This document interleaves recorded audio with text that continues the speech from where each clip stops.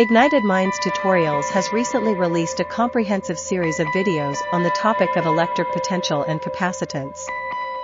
These videos are tailored for Class 12 CBSE and Maharashtra State Board students, as well as IIT and NET aspirants. The tutorials cover a wide range of concepts, including electric potential, capacitance, parallel plate capacitors, and more. With detailed explanations and examples, the videos aim to provide a strong foundation in this important topic. The series breaks down complex ideas into easy-to-understand segments, making it a valuable resource for students looking to solidify their understanding of electric potential and capacitance, whether preparing for board exams or competitive entrance tests. These tutorials offer a valuable supplement to traditional classroom learning. In addition to theoretical concepts, the videos also provide practical problem-solving strategies, helping students build confidence in their ability to tackle challenging problems in this subject. The comprehensive nature of the series ensures that students of all levels can benefit from the material.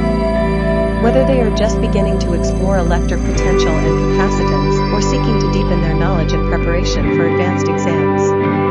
Overall, the uploaded series of videos from Ignited Minds Tutorials serves as an invaluable resource for anyone looking to enhance their understanding of electric potential and capacitance.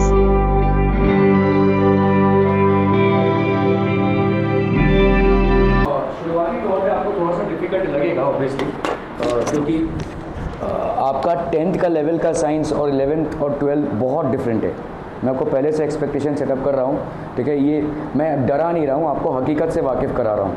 Just one moment, ठीक है।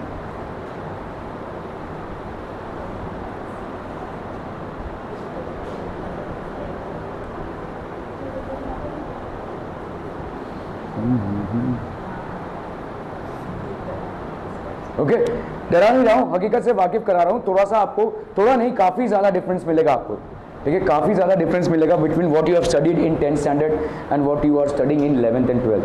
आपको लग रहा होगा कि आपका biology बहुत strong था, या आपका फिजिक्स बहुत स्ट्रॉन्ग था, आपका केमिस्ट्री बहुत स्ट्रॉन्ग था, या मैथ्स बहुत स्ट्रॉन्ग था। यहाँ पे कुछ स्ट्रॉन्ग और वीक नहीं रहेगा, ये पूरी नई कहानी है, ठीक है। यहाँ पे आप मतलब आप बोल सकते हैं कि वहाँ पे आप स्किन पे थे, यहाँ पे बोन्स तक जाना पड़ेगा। You will have to actually go to bones, ठीक है।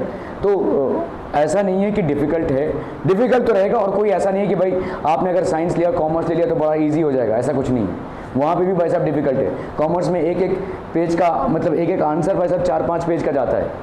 तो मतलब मैं आपको बोल रहा हूँ यही है, ठीक है। That is one thing. यहाँ पे आप समझ से चीज़ों को क्रैक कर सकते हैं, वहाँ पे तो आपको समझ के साथ रटना भी पड़ेगा। सो ऐसा कुछ नहीं है कि एक चीज़ आपके लिए ईजी या दूसरा आपके लिए एकदम केक वॉक रहेगा, ठीक है। So these are things that are there, ठीक है। प्रोजेक्ट जा रहा है। Significant figures, okay. बच्चा पार्टी, यहाँ पे अपन सिग्निफिकेंट फिगर्स पढ़ेंगे। उस दिन हमने पढ़ा था देखो केमिस्ट्री में, आज हम इसको फिजिक्स में पढ़ेंगे, ठीक है। सेम है कॉन्सेप्ट्स, आपके सिग्निफिकेंट फिगर्स के कॉन्सेप्ट जो है तो सेम है। और इसको ठीक से समझ लीजिए, क्योंकि कभी कभी ना आपके आंसर्स में जो डिफरेंस आता है वो सिर्फ सिग्निफिकेंट फिगर्स का होता है, ठीक है। ओके, तो significant figures in the measured value, तो आपका कोई फिजिकल क्वांटिटी आप देखेंगे यहाँ पे। अभी जैसे देखो यहाँ पे all non zero digits are significant.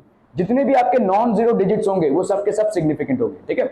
जैसे यहाँ पे 42.3 है, कोई जीरो आपको दिख रहा है नहीं, तो आपके कितने सिग्निफिकेंट फिगर्स हो गए? 3 सिग्निफिकेंट फिगर्स हो गए। डेसिमल प्लेस नहीं बोल रहे हैं हम यहाँ पे बोल रहे हैं सिग्निफिकेंट फिगर्स, ठीक है। We are not talking about decimal places here, we are talking about significant figures. तो ये हो गया भाई साहब आपका 243.4। इसके बाद साहब कितने सिग्निफिकेंट फिगर्स हो जाएंगे? 243.4, इसके 4 सिग्निफिकेंट फिगर्स।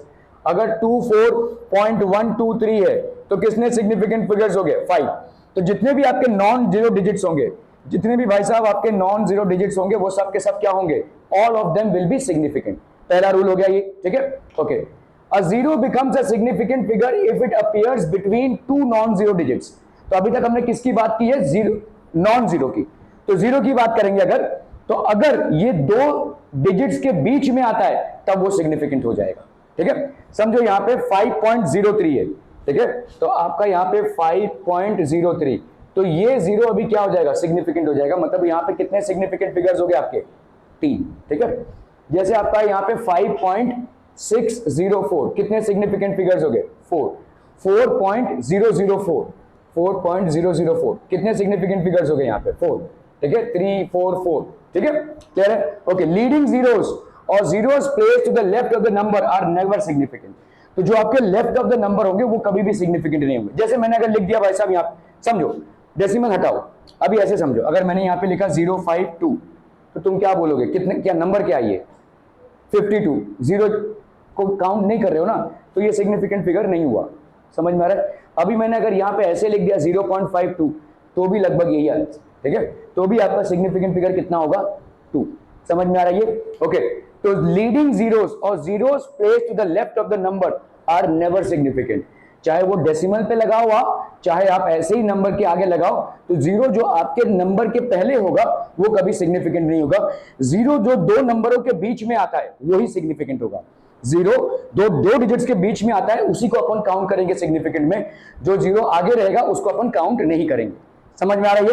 ओके, सो जैसे यहां पे देखो आपका 0.453 हैज 3 सिग्निफिकेंट फिगर्स, तो यहां पे आपका कितना सिग्निफिकेंट फिगर हो गया भाई साहब 3 सिग्निफिकेंट फिगर्स। 0.045 इसके कितने सिग्निफिकेंट फिगर्स हो जाएंगे 2, ठीक है, क्योंकि ये वाला जीरो आप काउंट नहीं करेंगे। 0.006 यहां पे कितने सिग्निफिकेंट फिगर्स हो जाएंगे 1, क्योंकि ये दो जीरोस आप काउंट नहीं करेंगे। क्या ये समझ में आ रहा है भाई साहब, आर बी क्लियर, ठीक है। ट्रेलिंग जीरोस और the zeros placed to the right of the number are significant.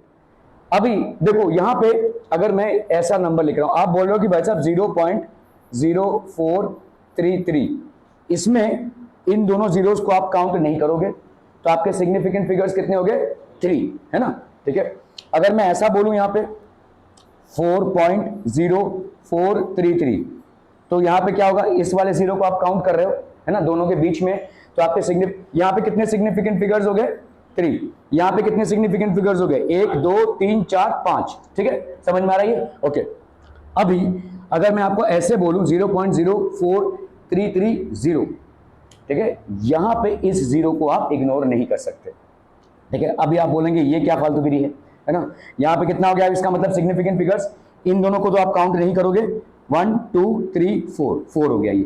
समझ में आ रहा है। इसका मतलब समझिए ये क्यों होगा। अगर आपका देखो, आप सोच रहे होंगे कि भाई साहब केमिस्ट्री में उस दिन पढ़ाया तो था आपने, लेकिन अनफॉर्चुनेटली आपके केमिस्ट्री में और फिजिक्स में ये कॉमन टॉपिक है 11th में, सिग्निफिकेंट फिगर्स, ठीक है। So I will have to repeat this. Okay, चलिए यहाँ पे आपका 4.330 है, ठीक है। इसको आप 4 सिग्निफिकेंट फिगर क्यों गिन रहे हैं, why are you counting this, because इस जीरो का मतलब है आगे कुछ कहानी है, ठीक है। इस जीरो का मतलब है, हो सकता है ऐसा हो 4.3301 हो या 4.3302 हो, आपने भाई साहब यहाँ पे रोक दिया इसको तो आपने 4.330 लिखा। इस जीरो का मतलब ही है कि आगे कुछ कहानी है, इसलिए इस जीरो को आप इग्नोर नहीं कर सकते, इसको काउंट कर रहे हैं, ठीक है, क्लियर है। ओके, तो इस जीरो का आना मतलब ही आगे कुछ कहानी है, ठीक है। तो यहाँ पे देखो has 2 significant figures, has 1 significant figures, यहाँ पे कितने सिग्निफिकेंट फिगर्स हो गए बच्चा बाड़ी आपके 1 2 3 4, तो आपके कितने हो गए भाई साहब 4 सिग्निफिकेंट फिगर्स। यहाँ पे 0 0 है, मतलब इस 0 0 के आगे भी कुछ कहानी होगी, तो इन दोनों जीरोस को हमको लेना पड़ेगा। तो यहाँ पे कितने सिग्निफिकेंट फिगर्स हो जाएंगे 5, ठीक है, 3 4 3 0 0 0, मतलब आपके कितने हो गए यहाँ पे 6 सिग्निफिकेंट फिगर्स हो गए। So they will have 6 significant figures. क्या ये समझ में आ रहा है भाई साहब, ठीक है। ओके, अभी देखो एक तरीका होता है जिसको अपन क्या बोलते हैं, साइंटिफिक नोटेशन में लिखना, ठीक है। जैसे आपका यहाँ पे 1.32 है इंटू 10⁻⁻⁴ है, ठीक है। अभी यही चीज अगर आपने ऐसे लिखी होती 132 है 10⁻⁻⁴ है ना, 1 2 3 4 है ना, तो ये कितना होता था 0 0 0, ये होता था एक्चुअली में ये है 0.000132, जिसको आप क्या लिख रहे हो 1.32 इंटू 10⁻⁻⁴। अभी इस पे आओ, कितने सिग्निफिकेंट फिगर्स हैं, कितने सिग्निफिकेंट फिगर्स 3, चलिए भाई साहब इस पे आओ, कितने सिग्निफिकेंट फिगर्स हैं 3, इसको आप कंसीडर ही नहीं करोगे, जो 10⁻⁴ है उसको आप कंसीडर ही नहीं कर रहे, ठीक है। तो 3 significant figures are there. Okay, तो यहाँ पे 1.32 into 10⁻⁻² has 3 significant figures, 1.32 into 10⁻⁴, इसमें भी भाई साहब कितने हो जाएंगे, देखो यहाँ पे क्या है 1.32 है, जब आपने 10⁻² में एक्सप्रेस कर दिया ना तो इसी को गिनोगे, इसको भाई साहब गिनोगे ही नहीं, 10⁻⁻- में हो या 10⁻+ में हो, अगर आपने इसको साइंटिफिक नोटेशन में एक्सप्रेस कर दिया है तो सिर्फ यहाँ के सिग्निफिकेंट फिगर्स को ही गिनोगे। जैसे आप इसको क्या बोल सकते हो, इसको आप बोलेंगे 132, मतलब यहाँ पे 1 2 और 2 प्लेसेस है ना, 1 2 3 4 है ना यहाँ पे, तो ये कितना होगा 13200। आप बोलोगे इनको तो आप इग्नोर नहीं कर सकते, नहीं किया है हमने इग्नोर। हमने यहाँ पे इसको इंक्लूड किया, तो हम यहाँ पे क्या कर रहे हैं 1.32 इंटू 10⁻⁴। अगर मैं पूछूं आपसे यहाँ पे कितने सिग्निफिकेंट फिगर्स हैं तो कितने होंगे 1 2 3 4 5, करेक्ट, ठीक है। अगर मैं पूछूं इसी नंबर को आप ऐसे लिख रहे हो, इसी नंबर को आप ऐसे लिख रहे हो, तो यहाँ पे कितने सिग्निफिकेंट फिगर्स होंगे 3। क्या ये मतलब समझ में आ रहा है? जब भी आप पावर्स में एक्सप्रेस कर रहे हो तो कहानी थोड़ी सी बदल जाएगी सिग्निफिकेंट फिगर्स की, क्लियर है? अदरवाइज अगर आप इस नंबर को फ्लैट ऐसे ही एक्सप्रेस कर रहे होंगे तो सिग्निफिकेंट फिगर्स वुड बी 5। अगर आप इसको ऐसे एक्सप्रेस कर रहे होंगे तो significant figures would be 3। Are we clear to this one? ठीक है, समझ में आता है भाई साहब? Okay, any confusion still here people? So in order to avoid confusion in counting the number of significant figures we usually express the measured quantity in scientific notation, और यही है आपका साइंटिफिक नोटेशन। जब आप क्या करते हो साइंटिफिक नोटेशन मतलब क्या होता है बच्चा पार्टी? कुछ नहीं है, आपका जो डेसिमल प्लेस है वो पहले नंबर के बाद में आना। जैसे अगर मैं आपको बोलूं 38.4 है, 38.4 है, तो इसको साइंटिफिक नोटेशन में अगर डालना है तो ये वाला डेसिमल पॉइंट उठाकर इधर डालना पड़ेगा, तो ये कितना हो जाएगा 3.84।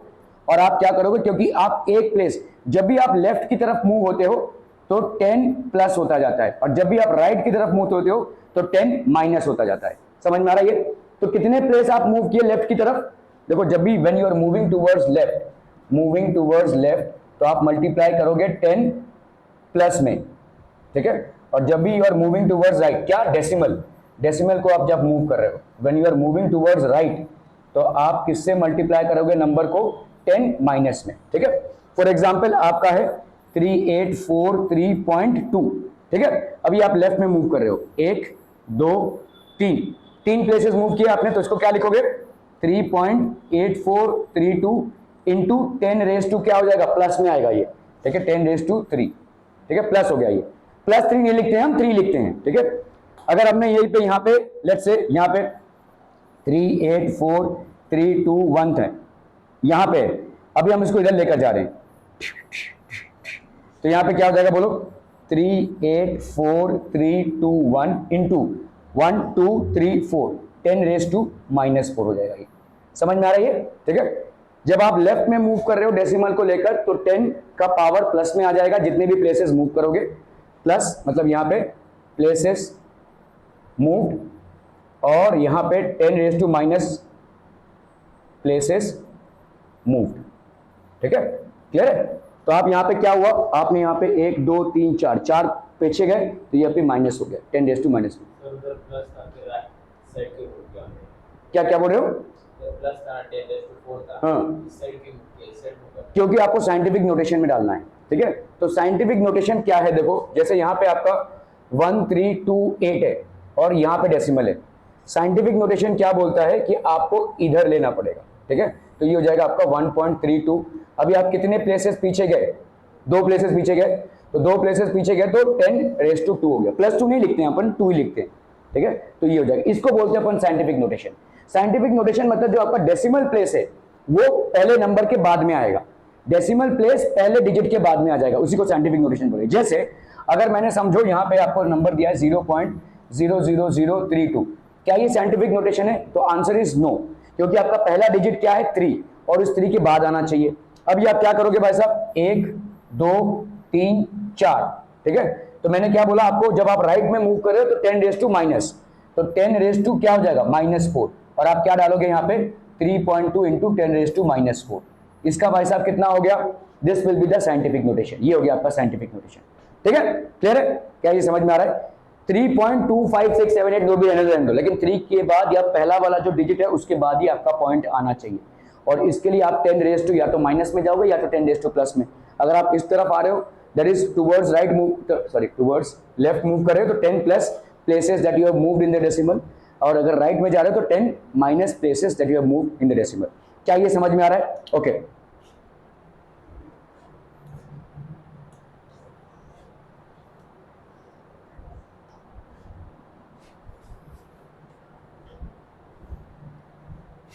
ओके, देखो जैसे यहां पे आपका मेजर्ड ओरिजिनल क्वांटिटी क्या है, समझ लो कोई आपने एक क्वांटिटी को मेजर किया है और इसका कितना है, देखो 1500 मिलीमीटर है, 1500 मिलीमीटर।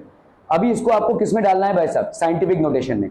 साइंटिफिक नोटेशन मतलब क्या होगा, पहले डिजिट के बाद डेसिमल का आना, ठीक है, पहले डिजिट के बाद। तो मैंने आपको क्या बोला है जब आप डेसिमल को लेकर लेफ्ट में मूव करते हो तो आप मल्टीप्लाई करते हो 10 plus the number of places that you have moved.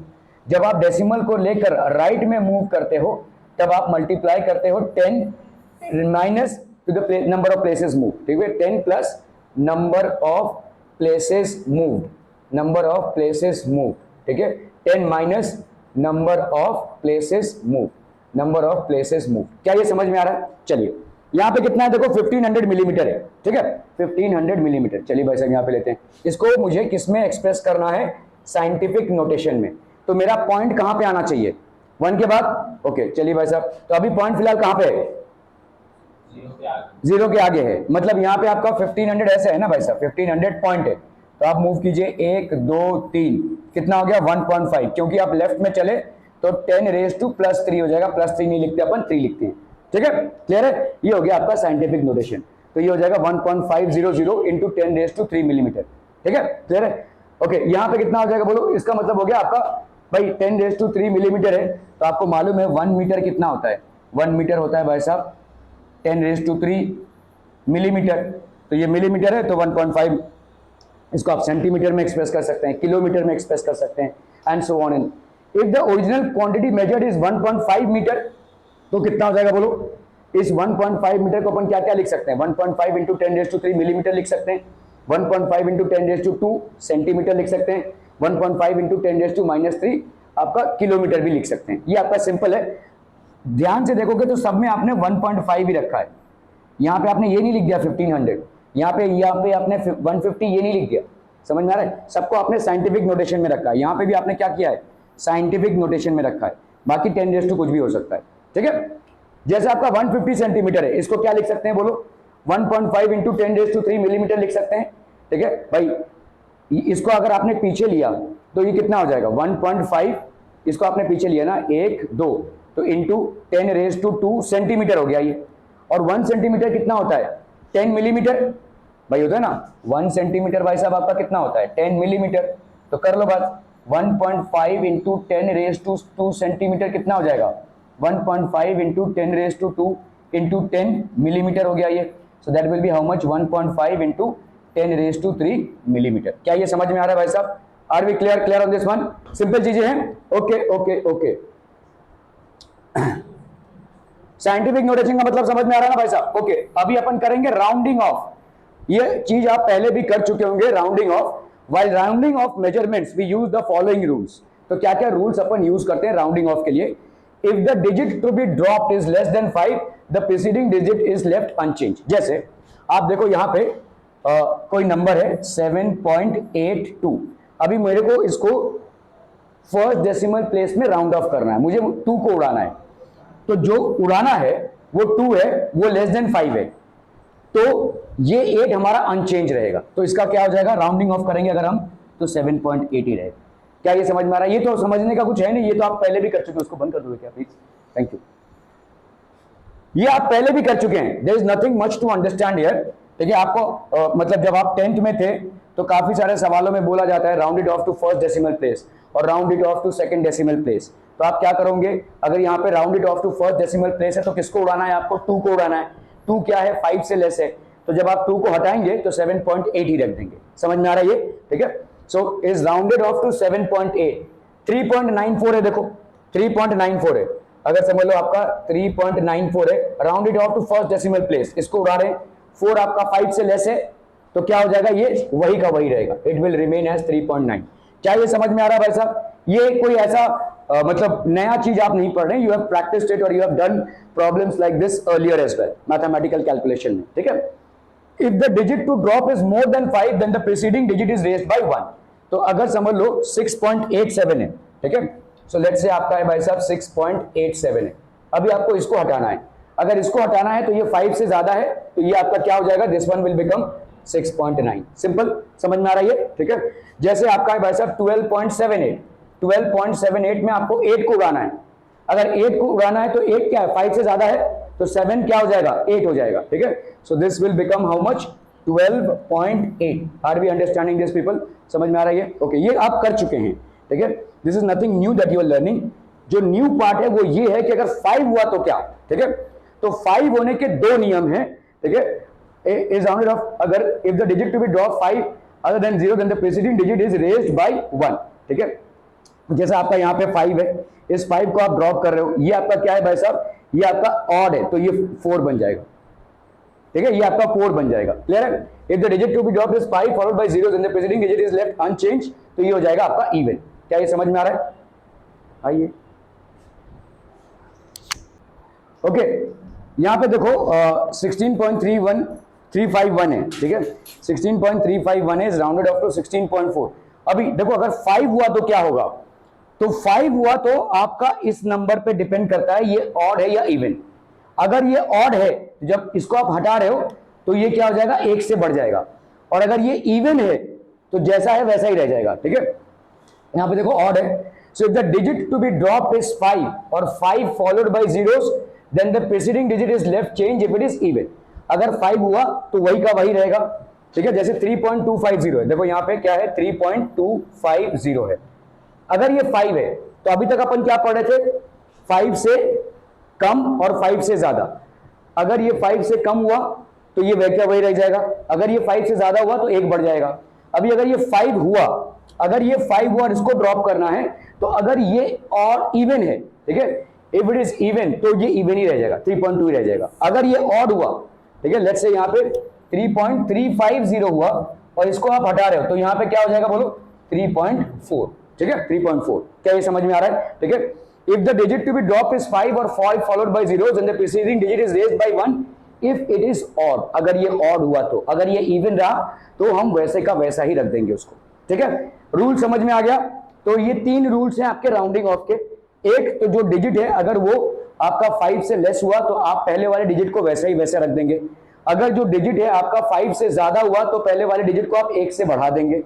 अगर जो डिजिट है वो 5 रहा तो दो चीजें हैं, 5 के पहले वाला डिजिट ऑड हो सकता है या इवन हो सकता है। अगर 5 के पहले वाला डिजिट ऑड है तो उसको आप 1 से बढ़ाएंगे। अगर 5 के पहले वाला डिजिट इवन है तो आप उसको भाई साहब वैसे का वैसे ही रहने देंगे। समझ में आ रहा है ये? ठीक है, ओके, चलिए भाई साहब यहां पे अपन करते हैं सिग्निफिकेंट डिजिट्स इन कैलकुलेशन।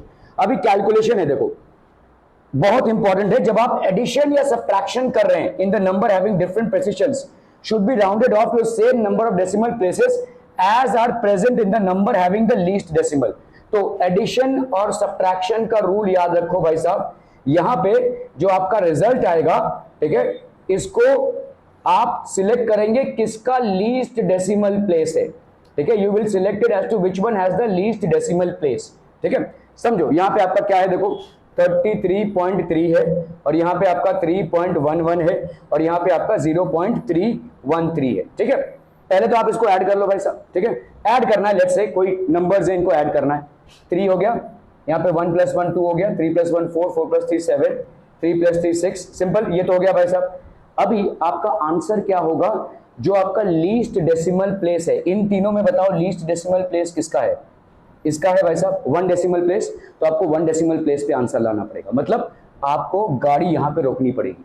अगर आप गाड़ी यहाँ पे रोक रहे हैं तो आप देखेंगे इसके बाद वाला नंबर क्या है, 2 है। 2 है भाई साहब, जो 5 से लेस होता है तो you will keep it as 36.7।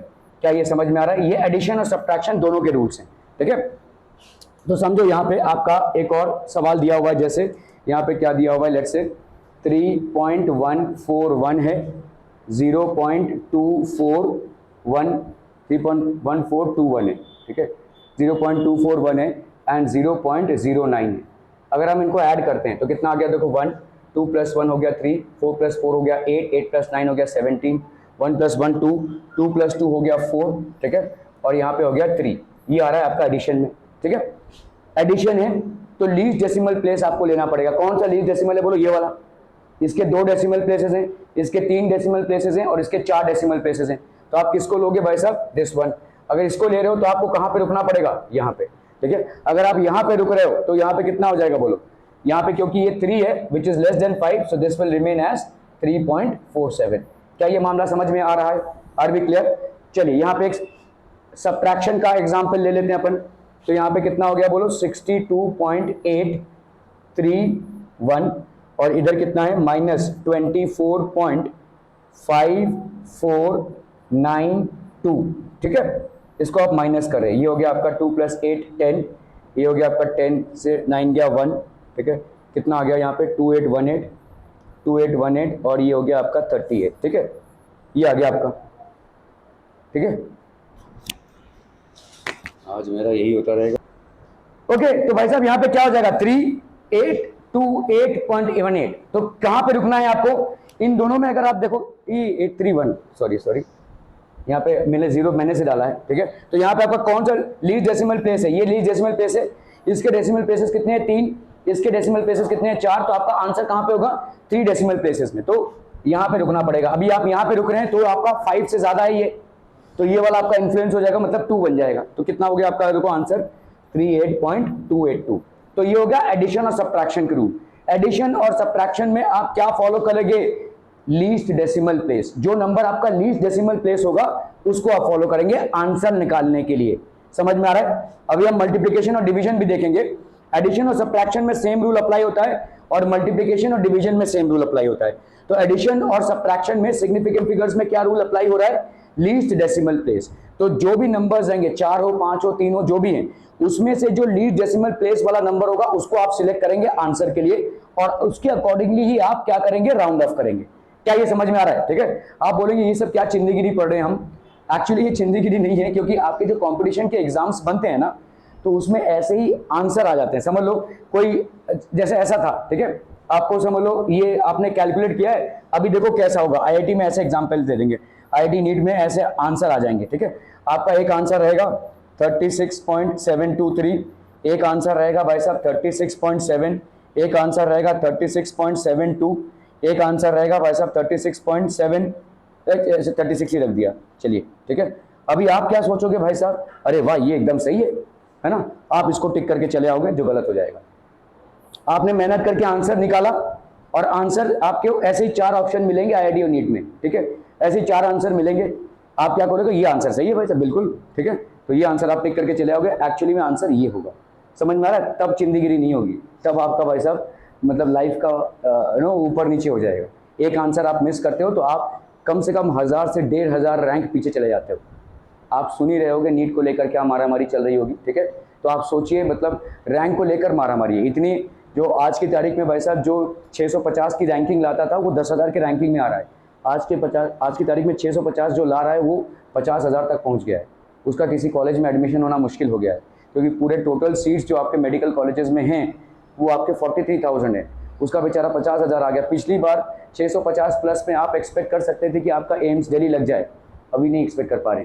तो ऐसा है, ये सब छोटी छोटी चीज़ें हैं जो इंसान को आगे लेकर जाती हैं। आप जिस चीज़ को ना इग्नोर कर देते हो, एनटीए वाले या जो लोग पेपर डिज़ाइन करते हैं उसी चीज़ पे भाई साहब क्वेश्चन बना देते हैं। यही है डिफिकल्टी, एक ही चीज़ पे है, आपका इग्नोरेंस। आप जिन चीज़ों को नजर है क्या ये सब क्या जिंदगी पढ़ रहे हैं हम, ठीक है, अपन लाइफ में ये सब कर चुके हैं, ये अभी क्यों पढ़ना है?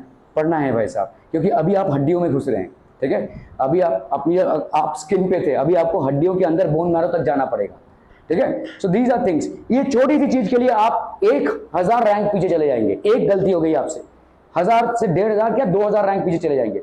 आज की तारीख में आपका इस ईयर में 25 लाख लोगों ने नीट दिया था और लगभग 15 लाख लोगों ने भाई साहब आईआईटी जेईई का एग्जाम दिया था। तो आप सोचिए एक एक मार्क्स पे आप कितने पीछे जाते हैं, एक एक मार्क्स पे बहुत पीछे चले जाते हैं, ठीक है, क्लियर है। तो ये सब चीजों को मतलब अगर गौर से देखेंगे तो कोई बड़ी बात नहीं है, लेकिन गौर करना है, नेग्लेक्ट नहीं करना है, ठीक है। ओके, अभी हम यहाँ पे क्या कर रहे हैं भाई साहब? मल्टीप्लिकेशन, ठीक है। मल्टीप्लिकेशन में क्या हो जाएगा भाई साहब? Number of significant figures as is process by the least, ठीक है। तो मल्टीप्लाई या डिवाइड, ठीक है, दोनों में अगर आप मल्टीप्लाई कर रहे हैं और डिवाइड कर रहे हैं तो आपका आंसर क्या होगा बच्चा पार्टी, ठीक है। यहां पे ध्यान दीजिएगा, लीस्ट डेसिमल नहीं, least significant figure, least significant figure. यहां पे आंसर होगा भाई साहब आपका लीस्ट सिग्निफिकेंट फिगर। समझ में आ रहा है? आंसर आपका क्या होगा? लीस्ट सिग्निफिकेंट फिगर होगा। Are we clear on this one people? ठीक है। तो जैसे समझो यहां पे 142.06 है, इसको अपन मल्टी कर रहे हैं भाई साहब 0.23 से। इस मल्टीप्लिकेशन का आंसर इतना आ गया, लेट्स से 32.6738। मैं मल्टीप्लिकेशन में नहीं जा रहा हूं, ये आया आपका आंसर, ये तो आप कर सकते हैं, ठीक है। ओके, अभी आपका आंसर क्या आना चाहिए? इसका सिग्निफिकेंट फिगर कितना है बताओ सृष्टि कुमारी, कितना होगा इसका सिग्निफिकेंट फिगर? 5। चलिए भाई साहब 5 सिग्निफिकेंट फिगर हो गया है ना। इसका सिग्निफिकेंट फिगर तू बता। हाँ 2 होगा ना, समझ में आ रहा है 2 क्यों? क्योंकि ये इसको हम इग्नोर करेंगे, तो यहाँ पे कितना हो गया 2। तो आपका आंसर कितने सिग्निफिकेंट फिगर पे आना चाहिए? 2। सिग्निफिकेंट फिगर आपका 2 ही होना चाहिए। मतलब क्या करोगे भाई साहब, मतलब गाड़ी आपकी कहां पे रुकनी है? यहां पे रुकनी है। अगर गाड़ी यहां पे रुकनी है तो भाई साहब यहां पे देखो कितना है 6 है, तो 6 के आगे वाला क्या हो जाएगा? 5 से ज्यादा हुआ तो आपका आंसर होगा 33। समझ में आ रहा है? आप बोलेंगे पॉइंट गायब हो गया, हाँ हो गया, ऐसे ही देना है आपको आंसर, ठीक है, ऐसे ही आंसर होगा। अगेन मैं बोल रहा हूं, आप यही चीज अगर आपके ऑप्शंस में दिया जाए तो ले फिर से भाई साहब 33 हो गया, यहाँ पे लेट्स से यहाँ पे 32.673 और लेट्स से भाई साहब यहाँ पे 32.67। अभी देखो जो जब मल्टीप्लाई करते हैं लोग तो शायद पूरा नहीं किया होगा, देख रहे हैं 4 आंसर है भाई साहब, ये बड़ा ये सही लग रहा है भाई साहब, ठीक है। किसी ने यहां तक ही मल्टीप्लाई किया होगा तो ये टिक करेगा, लेकिन लोग इसको लीस्ट प्रेफरेंस देंगे। यहां पर तो डेसिमल है ही नहीं भाई साहब, ये गलत होगा आंसर, है ना, लेकिन यही सही है, यही ऊपर नीचे हो जाता है। समझ में आ रहा है ये? क्योंकि आपका चॉइस यही होना चाहिए। आपका भाई साहब यहाँ पे सिग्निफिकेंट फिगर्स 2 है, 2 यहाँ पे भी है, this would be the right answer, ठीक है। आप ज्यादा करके लोग इसको टिक करके चले आएंगे, this would be the right answer, but this is not going to be the right answer. The right answer is 33। क्या समझ में आ रहा है आपका? जो तो देखिए एक बात होती है जो आपके स्टूडेंट लाइफ में बहुत मुश्किल है, वो ये है कि जो अभी तक आप पढ़े आ रहे थे ना, उसको अनलर्न कर दीजिए, उसको पूरा डिलीट कर दीजिए, ठीक है। जितना आप फ्रेश माइंड से आगे चलेंगे उतना अच्छा होगा, वरना हर बार क्लैश होगा। अरे यार यहाँ तो ऐसा नहीं पढ़ा था मैंने, यहाँ तो मेरे हिसाब से आंसर यही होना चाहिए, यही कॉन्फ्लिक्ट में आप रहेंगे और ये आपके लिए डिफिकल्टी लेवल बढ़ाएगा। तो आप इरेज कर दीजिए भाई साहब, एकदम फ्रेश स्टार्ट कीजिए, एकदम फ्रेश, ठीक है। आपको कुछ नहीं मालूम है ऐसा स्टार्ट कीजिए, क्योंकि आप देखोगे जैसे आपने एटम का स्ट्रक्चर पढ़ा है ना, प्रोटॉन्स, न्यूक्लियस, फिर आपका ऐसे ऑर्बिट में घूमते हैं, ये सब अभी बेकार होने वाला है। आप आगे चल के जब स्ट्रक्चर ऑफ एटम पढ़ोगे तो आप देखोगे ये सब बेकार था, ठीक है, मतलब किसी ने उल्लू बनाया, आपको ऐसा लगेगा। तो इसीलिए मैं बोल रहा हूँ आपको, आप धीरे धीरे ना जितना भी मेमोरी से आप डिलीट कर सके उतना अच्छा है आपके लिए, the more better it will be, ठीक है। सो वरना वही क्लैश होता रहेगा आपके हिसाब से, वो आंसर सही होना चाहिए लेकिन आंसर तो ये सही है, नियम यही है आपका, ठीक है। ओके चलिए यहाँ पे देखो डिवीजन में भी वही होगा, डिवीजन में भी लीस्ट सिग्निफिकेंट फिगर देखेंगे तो समझ लो अपन ने यहाँ पे 0.90 है और अपन ने इसको डिवाइड किया है 4.26, कैलकुलेटर से आपने कैलकुलेट किया, यहाँ पे 0.2112676 आया भाई साहब, ठीक है। इसके कितने सिग्निफिकेंट फिगर्स हैं? हाँ 2 और इसके 3, तो तुम्हारा आंसर कितने में आज? 2 में least significant figure, decimal place नहीं, सिग्निफिकेंट फिगर 2 में आना चाहिए। मतलब तुम कहां पे रुकोगे? यहां पे रुकोगे। अगर यहां पे रुकना है, नेक्स्ट डिजिट क्या है तुम्हारा? 1 विच इज लेस देन 5, तो राउंड ऑफ करोगे तो कितना आएगा? 0.21। This would be your answer, ठीक है, क्लियर है? ओके, तो try and unlearn things people, because ऐसा ही है। अभी क्या कर सकते हैं? ऑर्डर ऑफ मैग्नीट्यूड, ठीक है। जैसे अगर आप देखोगे स्पीड ऑफ लाइट इन यहाँ पे क्या है आपका, देखो ऑर्डर ऑफ मैग्नीट्यूड पे कभी कभी हम आंसर दे देते हैं। जैसे in scientific notation the numbers are expressed as magnitude, तो हम कैसे साइंटिफिक नोटेशन में कैसे एक्सप्रेस करते हैं नंबर्स को? मैग्नीट्यूड इंटू 10⁻⁴, ठीक है। Where m is the number that lies, तो ये m जो नंबर होगा ये कहां से कहां के बीच में होगा? 1 से 10 के बीच में होगा, ठीक है। And x is an integer, the order of magnitude of a quantity is the power of 10, तो ये है आपका ऑर्डर ऑफ मैग्नीट्यूड, ठीक है। Order of magnitude to represent the quantity. For determining this power the value of the quantity has to be rounded off, while rounding off we ignore the last digit which is less than 5, the digit 5, the preceding digit is increased by 1। तो आप जैसे यहाँ पे कर रहे हो, देखो 3 × 10⁸ metre पर सेकेंड है, ठीक है। अभी देखो ये वाला जो डिजिट है ये क्या है? 5 से लेस है, तो आप इसको क्या ले लोगे भाई साहब? इग्नोर कर दोगे and you will write it as 10⁸, ठीक है, क्लियर है। और अगर यहाँ पे जैसे 9.1 है इंटू 10⁻⁻31 है, तो आप इसको क्या ले लोगे? यहाँ पे इसको राउंड ऑफ कर दोगे कैश में, क्योंकि ये 5 से ज्यादा है। देखो 9.1 जो है, 9 जो है आपका 9.1 आपका 5 से ज्यादा है, तो उसको राउंड ऑफ कर दोगे 10 में। अगर राउंड ऑफ कर रहे हो 10 में, तो 10 इंटू 10⁻31, तो ये कितना हो जाएगा? 10⁻30। क्या ये समझ में आ रहा है? देखो फिर से समझा रहा हूँ। जैसे आपका लाइट का स्पीड कितना है? 3 × 10⁸ मीटर पर सेकेंड, इसको राउंड ऑफ करना है, ठीक है, इसको राउंड ऑफ करना है। For determining this power, the value of the quantity, while rounding off, we ignore the last digit which is less than 5। तो अभी यहाँ पे देखो ये 3 है, ये 3 क्या है भाई साहब? लेस देन 5 है, ठीक है। तो हम इसको इग्नोर कर देंगे और सीधा राउंड ऑफ आंसर आपका कितना आ जाएगा 10⁸ मीटर पर सेकेंड। ठीक है, ये राउंडिंग ऑफ है। ओके, जैसे आपका 9.1 है इंटू 10⁻31 kg, ये इलेक्ट्रॉन का मास होता है, मास ऑफ एन इलेक्ट्रॉन। ये तो भाई साहब स्पीड ऑफ लाइट हो गई, this is basically what speed of light. ठीक है, ये इलेक्ट्रॉन का मास हो गया। अभी ये जो 9.1 है, ये 9.1 जैसे ये 3<5 था, वैसे ये 9.1 >5 है, तो आप सीधा इसको 10 ले लोगे। जो भी आपका 5 से ज्यादा होगा उसका वैल्यू 10 ले लोगे, चाहे 9.1 हो, चाहे 8.2 हो, चाहे 7.3 हो, चाहे 6.1 हो, सब 10 ले लोगे। ठीक है, तो इसका मतलब ये कितना हो गया बोलो 10, और ये कितना हो गया 10⁻31। तो यहाँ पे कितना हो जाएगा 1 - 31, तो यहाँ पे कितना हो गया 10⁻30 kg। ये हो जाएगा भाई साहब आपका आंसर। क्या ये समझ में आ रहा है भाई साहब? ठीक है, ये हो गया आपका राउंडिंग ऑफ। राउंडिंग ऑफ मतलब हम ऐसे लिखते हैं, देखो अप्रोक्सीमेट। ठीक है, इस इक्वल टू नहीं, ऐसा रहेगा विच मीन्स अप्रोक्सीमेट। क्लियर है बच्चा party? Are we clear on this one? Rounding off समझ में आ रहा है? Okay okay okay okay okay okay okay. जैसे देखो यहाँ पे एक सवाल दिया हुआ है, each side of a cube is measured to be कितना 7.203 मीटर। एक कोई क्यूब है, ठीक है, एक कोई भाई साहब आपका क्यूब है, क्यूब मतलब सारे साइड्स बराबर है कि नहीं, एक क्यूब है और इसमें भाई साहब आपको दिया हुआ है क्या, आपको दिया हुआ है हर एक साइड इसका कितना है बोलो 7.203, हर एक साइड है आपका 7.203। ठीक है, सो लेट्स से ये भी हो गया आपका 7.203, ये सारे आपके 7.203 हो गए। ठीक है, ये भी हो गया भाई साहब आपका कितना 7.203, ये सारे आपके 7.203 हो गए। ठीक है, क्लियर है? एक मिनट, वॉल्यूम कैलकुलेट करना है, तो वॉल्यूम कितना हो जाएगा बोलो, वॉल्यूम आपका क्यूब का कितना होता है, ए क्यूब। अभी आप पूरी मेहनत से अगर इसका वॉल्यूम निकालते हैं, ठीक है, तो आपका कितना आ जाएगा इसका cube, that is you are getting 373.715, ये आपका आंसर आया लेट्स से। ठीक है, अभी आप यहाँ पे कर क्या रहे हो भाई साहब, the side is measured up to 4 significant figures.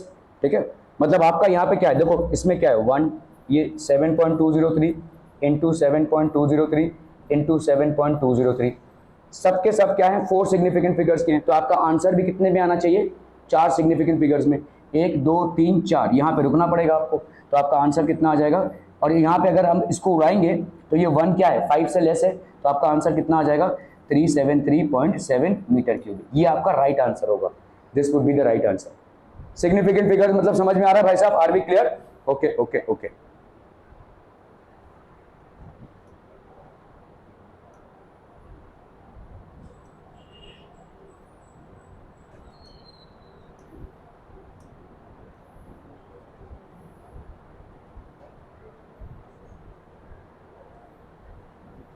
चलो भाई साहब इसको करना है फटाफट फटाफट।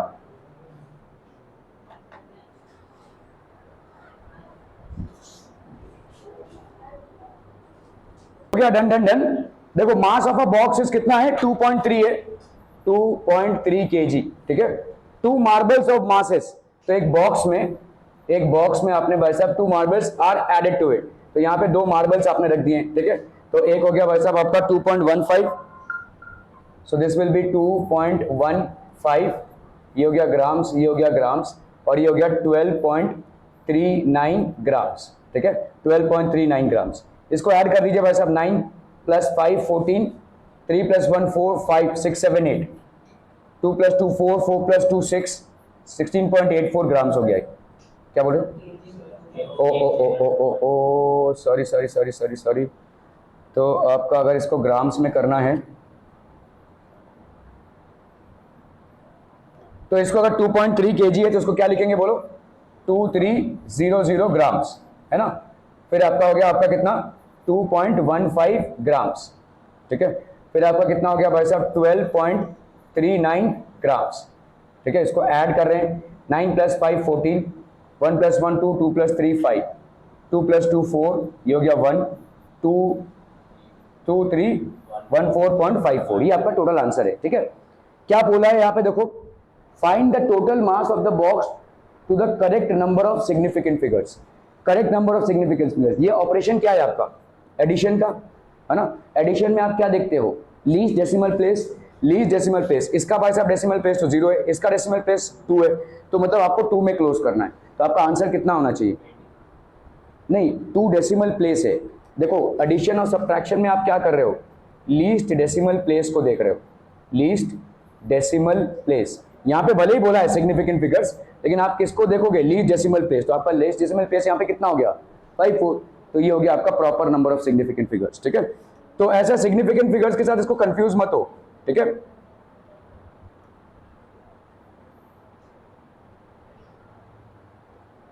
तो अगर आपको ग्राम्स में रखना है ना तो ये होगा आंसर, लेकिन अगर आप इसको केजी में करोगे तो कितना हो जाएगा, ये ग्राम्स में करेक्ट आंसर है ये। ठीक है, केजी में करना है तो क्या होगा 1 2 3 3 पीछे जाओगे इंटू 10⁻³ होगा, सो दैट विल बी 2.31454 केजी है। ठीक है, अभी आपको भाई साहब यहाँ पे लीस्ट डेसिमल प्लेस कितना है 2 का, तो आपको यहाँ पे क्लोज करना पड़ेगा इसको। ठीक है, तो केजी में अगर करोगे लीस्ट डेसिमल प्लेस आपका कितना है भाई साहब 2.15 है और यहाँ पे 12.39, तो आपका यहाँ पे लीस्ट डेसिमल प्लेस के हिसाब से ये गलत है एक्चुअली, आंसर 2.31 केजी होगा, 2.31 केजी। ठीक है, क्लियर है, are we clear on this one people, हम 2.31 केजी है। अगर आपने ग्राम्स में आंसर रखा है तो ये आंसर करेक्ट है, अगर आप इसको केजी में कन्वर्ट करें तो ये आंसर होगा। क्लियर है, क्लियर है, क्लियर। हाँ, कौन सा? नहीं नहीं, 0 नहीं होगा, लीस्ट डेसिमल प्लेस 0 नहीं होगा, क्योंकि यहाँ पे देखो, अच्छा इनका बोलना है 2300, ये इसका डेसिमल प्लेस है ही नहीं, इसका डेसिमल प्लेस है ही नहीं, 2300 है इसलिए। ठीक है, देखो अगर मैं यहाँ पे केजीज में ले लूं तब बताओ लीस्ट डेसिमल प्लेस क्या होगा, तब यहाँ पे कितना हो जाएगा, देखो 2.3 केजी हो गया ये। ठीक है, अब इसका बताओ कितना हो जाएगा, यहाँ पे तो भाई साहब और पीछे जाएंगे ना आप, 0.00, फिर कितना हो गया आपका 215 है ना, इसको अगर केजी में कन्वर्ट किया तो कितना हो जाएगा 0.01239, तो इसका मतलब क्या हो गया तुम्हारा लीस्ट डेसिमल प्लेस कितना हो गया 4, नहीं गलत हो जाएगा ना वो। ठीक है, समझ में आ रहा है ये, तो वो गलत हो जाएगा आपका। क्लियर है, क्लियर है, क्लियर है, ओके ओके ओके। यहां पे डेसिमल प्लेस था ही नहीं ना, जिसका डेसिमल प्लेस नहीं है उसको तुम कंसीडर ही नहीं कर सकते, जिसका डेसिमल प्लेस है एडिशन या सब्ट्रैक्शन में उसी को कंसीडर करेंगे अपन। ठीक है, ओके ओके ओके। तो अपना भाई साहब यहाँ पे देखो दिया हुआ है the length breadth and thickness of a metal sheet are, तो मतलब कोई क्यूब है देखो 4.234 है, 1.005 एंड 2.01 सेंटीमीटर, ये मीटर में है, ये मीटर में, और ये भाई साहब आपका सेंटीमीटर में। Calculate the volume of the sheet, तो वॉल्यूम क्या होता है आपका length into breadth into height. ठीक है, ओके, तो लेंथ कितना दिया हुआ है 4.234 मीटर में, ब्रेथ कितना दिया हुआ है 1.005 मीटर में। ठीक है, कितने, तो यहाँ पे आपका क्या लेना पड़ेगा, लीस्ट सिग्निफिकेंट फिगर लेना पड़ेगा, क्योंकि यहाँ पे क्या ऑपरेशन है आपका मल्टीप्लिकेशन, मल्टीप्लिकेशन या डिवीजन में हम क्या लेंगे लीस्ट सिग्निफिकेंट फिगर, और एडिशन और सब्ट्रैक्शन में क्या लेंगे लीस्ट डेसिमल प्लेस। ठीक है, तो पहले हम चीजों को सजा रहे हैं। थिकनेस कितना है आपका देखो सेंटीमीटर में दिया हुआ है, तो इसको मीटर में कन्वर्ट करना पड़ेगा, मीटर में कन्वर्ट करेंगे तो क्या करेंगे 2.01 इंटू 10⁻² मीटर। क्या ये समझ में आ रहा है भाई, देखो 1 centimetre is equal to 1/100 metre होता है, which is how much 10⁻² metre होता है। ठीक है, तो आपका यहाँ पे 2.01 सेंटीमीटर, ये कितना हो जाएगा 2.01 into 10⁻² metre. Are we getting this people, क्या ये समझ में आ रहा है? ठीक है, ओके। तो वॉल्यूम ऑफ द शीट कितना हो जाएगा length into breadth into height. ठीक है, लेंथ कितना हो गया आपका 4.234 इंटू ब्रेथ कितना हो गया आपका देखो 1.005 इंटू हाइट कितना हो गया यहाँ पे देखो, इसको अगर हम ठीक से करेंगे तो ये कितना आएगा देखो 1 2, तो ये हो गया 0.0201। ठीक है, इसके सिग्निफिकेंट फिगर्स कितने हो गए भाई साहब 3 है कि नहीं, इसको तो गिनेंगे नहीं आप, इसके सिग्निफिकेंट फिगर्स 4, इसके सिग्निफिकेंट फिगर्स 4। अभी आप कर लो मल्टीप्लिकेशन, तो यहाँ पे आप क्या करोगे भाई साहब this will be equal two into 0.0201। अभी लेट्स से इसका आंसर आया इतना देखो 0.0855289 मीटर क्यूबिक। ठीक है, मीटर क्यूबिक। तो आपका लीस्ट सिग्निफिकेंट फिगर लेना है आपको मल्टीप्लिकेशन में। इसके सिग्निफिकेंट फिगर्स कितने हैं भाई साहब 4, इसके कितने हैं भाई साहब 4। जीरोस को आप गिनेंगे क्योंकि ये 2 जीरोस आपके 2 नंबर्स के बीच में, 2 डिजिट्स के बीच में। इसके सिग्निफिकेंट फिगर्स कितने हो गए 3। ठीक है, तो आपका आंसर कितने सिग्निफिकेंट फिगर्स में आना चाहिए लीस्ट 3 में आना चाहिए। 3 में, यहां से देखो 3 में मतलब इन दोनों को तो आप गिनोगे नहीं, तो 1 2 3 आंसर यहां पे स्टॉप होना चाहिए। ठीक है, ये जो है इस डिजिट को अगर उड़ाना है, ये 5 से आपका लेस है, अगर ये 5 से लेस है तो ये क्या हो जाएगा भाई साहब, 5 ही रहेगा, तो this will be 0.0855। Are we getting this people? हम क्या ये समझ में आ रहा है? 0.855 मीटर क्यूबिक। क्लियर है बच्चा बाड़ी? क्लियर है कि नहीं भाई साहब, समझ में आ रही है? हाँ, ये आपका थोड़ा सा ये आप संभालो भाई साहब, ये अभी मैं आपको मल्टीप्लिकेशन नहीं करूंगा। आपका आंसर अगर ये आएगा तो आपको ऐसे आंसर देना है, भले इतना लंबा आंसर आए लेकिन ये करेक्ट आंसर नहीं है। ठीक है, आपका करेक्ट आंसर यही होगा। इनफैक्ट आपके जितने भी कंपटीशन के सवाल होते हैं ना, उसमें आपको कोई एक्सपेक्ट नहीं कर रहा है कि आप ऐसे करके आंसर्स निकालें। आपको इंटेलिजेंटली सोचना पड़ेगा। आपको ऑप्शंस दिए रहेंगे, ये एक ऑप्शन दिया है, ये क्वेश्चन, तो आपको सोचना पड़ेगा सारे आंसर तो सेम ही दिख रहे हैं, मेरा भाई साहब सिग्निफिकेंट डिजिट देखो कितना है, ये है, तो आप फटाक से इसमें टिक कर दोगे। ऐसे ही सोचना है आपको। Understand your thinking. आपको ऑप्शंस को चूज करना है। आप इसके पहले कैसे सवाल करते थे, सवाल किया, हाँ अभी सवाल का ये आंसर आया तो ये ऑप्शन होगा। अभी कभी कभी आपको उल्टा चलना पड़ेगा, ऑप्शंस देख के आपको आंसर चेक करना है। ठीक है, तो ऑप्शन में कैसा रहेगा, जैसे देखो आपने यहाँ पे मल्टीप्लाई नहीं किया, मैं आपको बता रहा हूँ इसमें ऑप्शन कैसा रहेगा। इसमें आपका पहला ऑप्शन शायद कोई ऐसा रहेगा 0.0855289 मीटर क्यूबिक हो गया ये।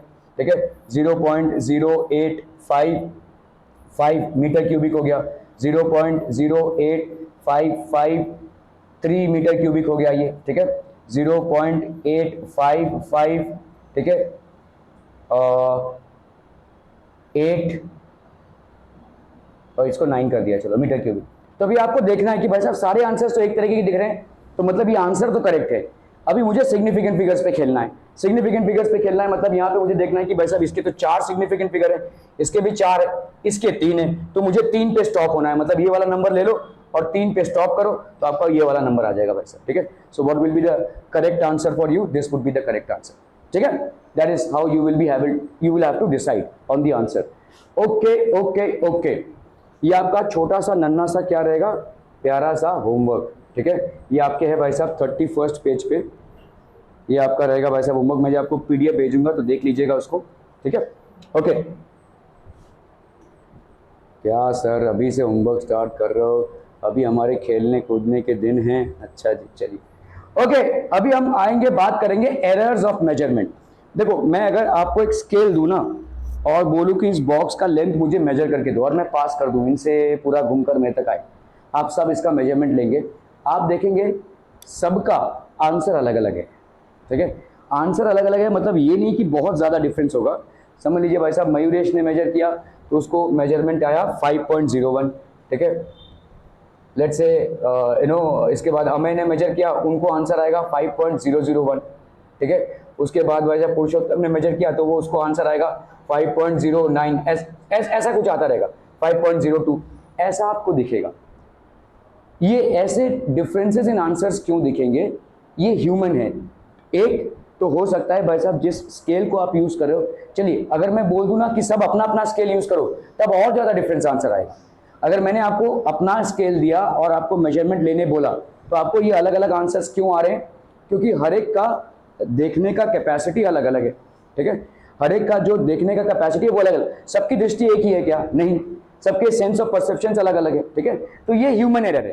ठीक है, ह्यूमन एरर है। अभी अगर मैंने आपको सबको अलग अलग स्केल दे दिया तो भी मेजरमेंट अलग अलग है, उसको वो क्यों हो रहा होगा, ह्यूमन प्लस टेक्निकल एरर, मतलब जो मशीन आप यूज कर रहे हैं वो एरर दे रहा है। ठीक है, आपको क्या लगता है ये जो जितने भी आपके ये वेट्स एंड मेजरमेंट्स के जो मशीन होते हैं वो बराबर होते हैं, कुछ झोल कर सकते हैं हम उसमें, होता है भाई साहब, जिनको झोल करना रहता है कर लेते हैं।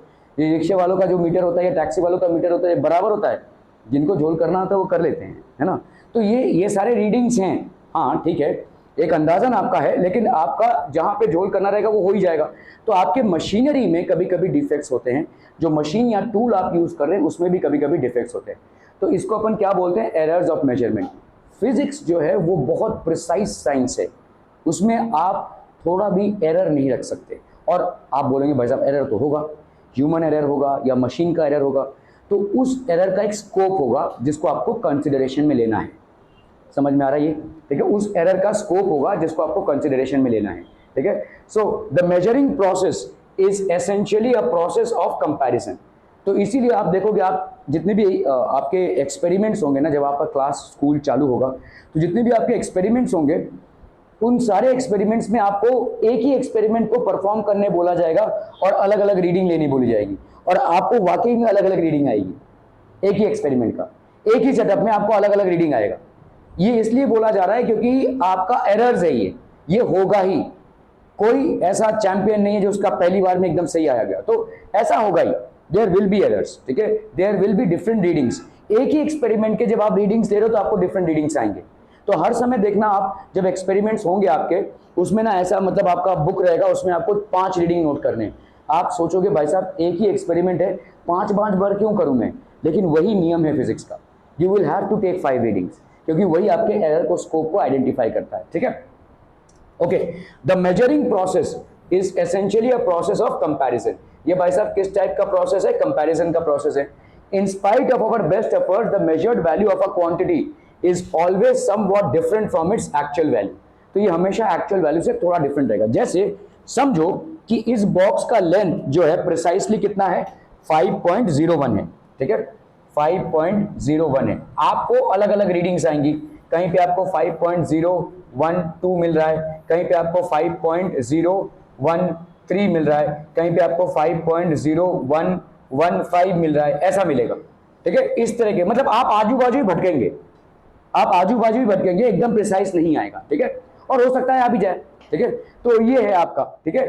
तो this is basically what you will be getting. हाँ, अगर आपको ऐसा मिल रहा है तो आपको दिमागी इलाज की जरूरत है, फिर फिर आपको डॉक्टर के पास जाना पड़ेगा, then there is some serious defect, ठीक है। आपका बहुत ज्यादा डिफरेंस आ रहा है, ये नहीं हो सकता। हाँ, आप आजू बाजू भटकेंगे अपने रीडिंग्स के साथ, ठीक है, क्लियर है। ओके, सो ट्रू वैल्यू, ठीक है, so somewhat different from its actual value. तो आपका इसका ट्रू वैल्यू या एक्चुअल वैल्यू क्या है, 5.01, ठीक है। और ये सब भाई साहब आपके अलग अलग वैल्यूज हैं जो आपने लिए हुए हैं, ठीक है।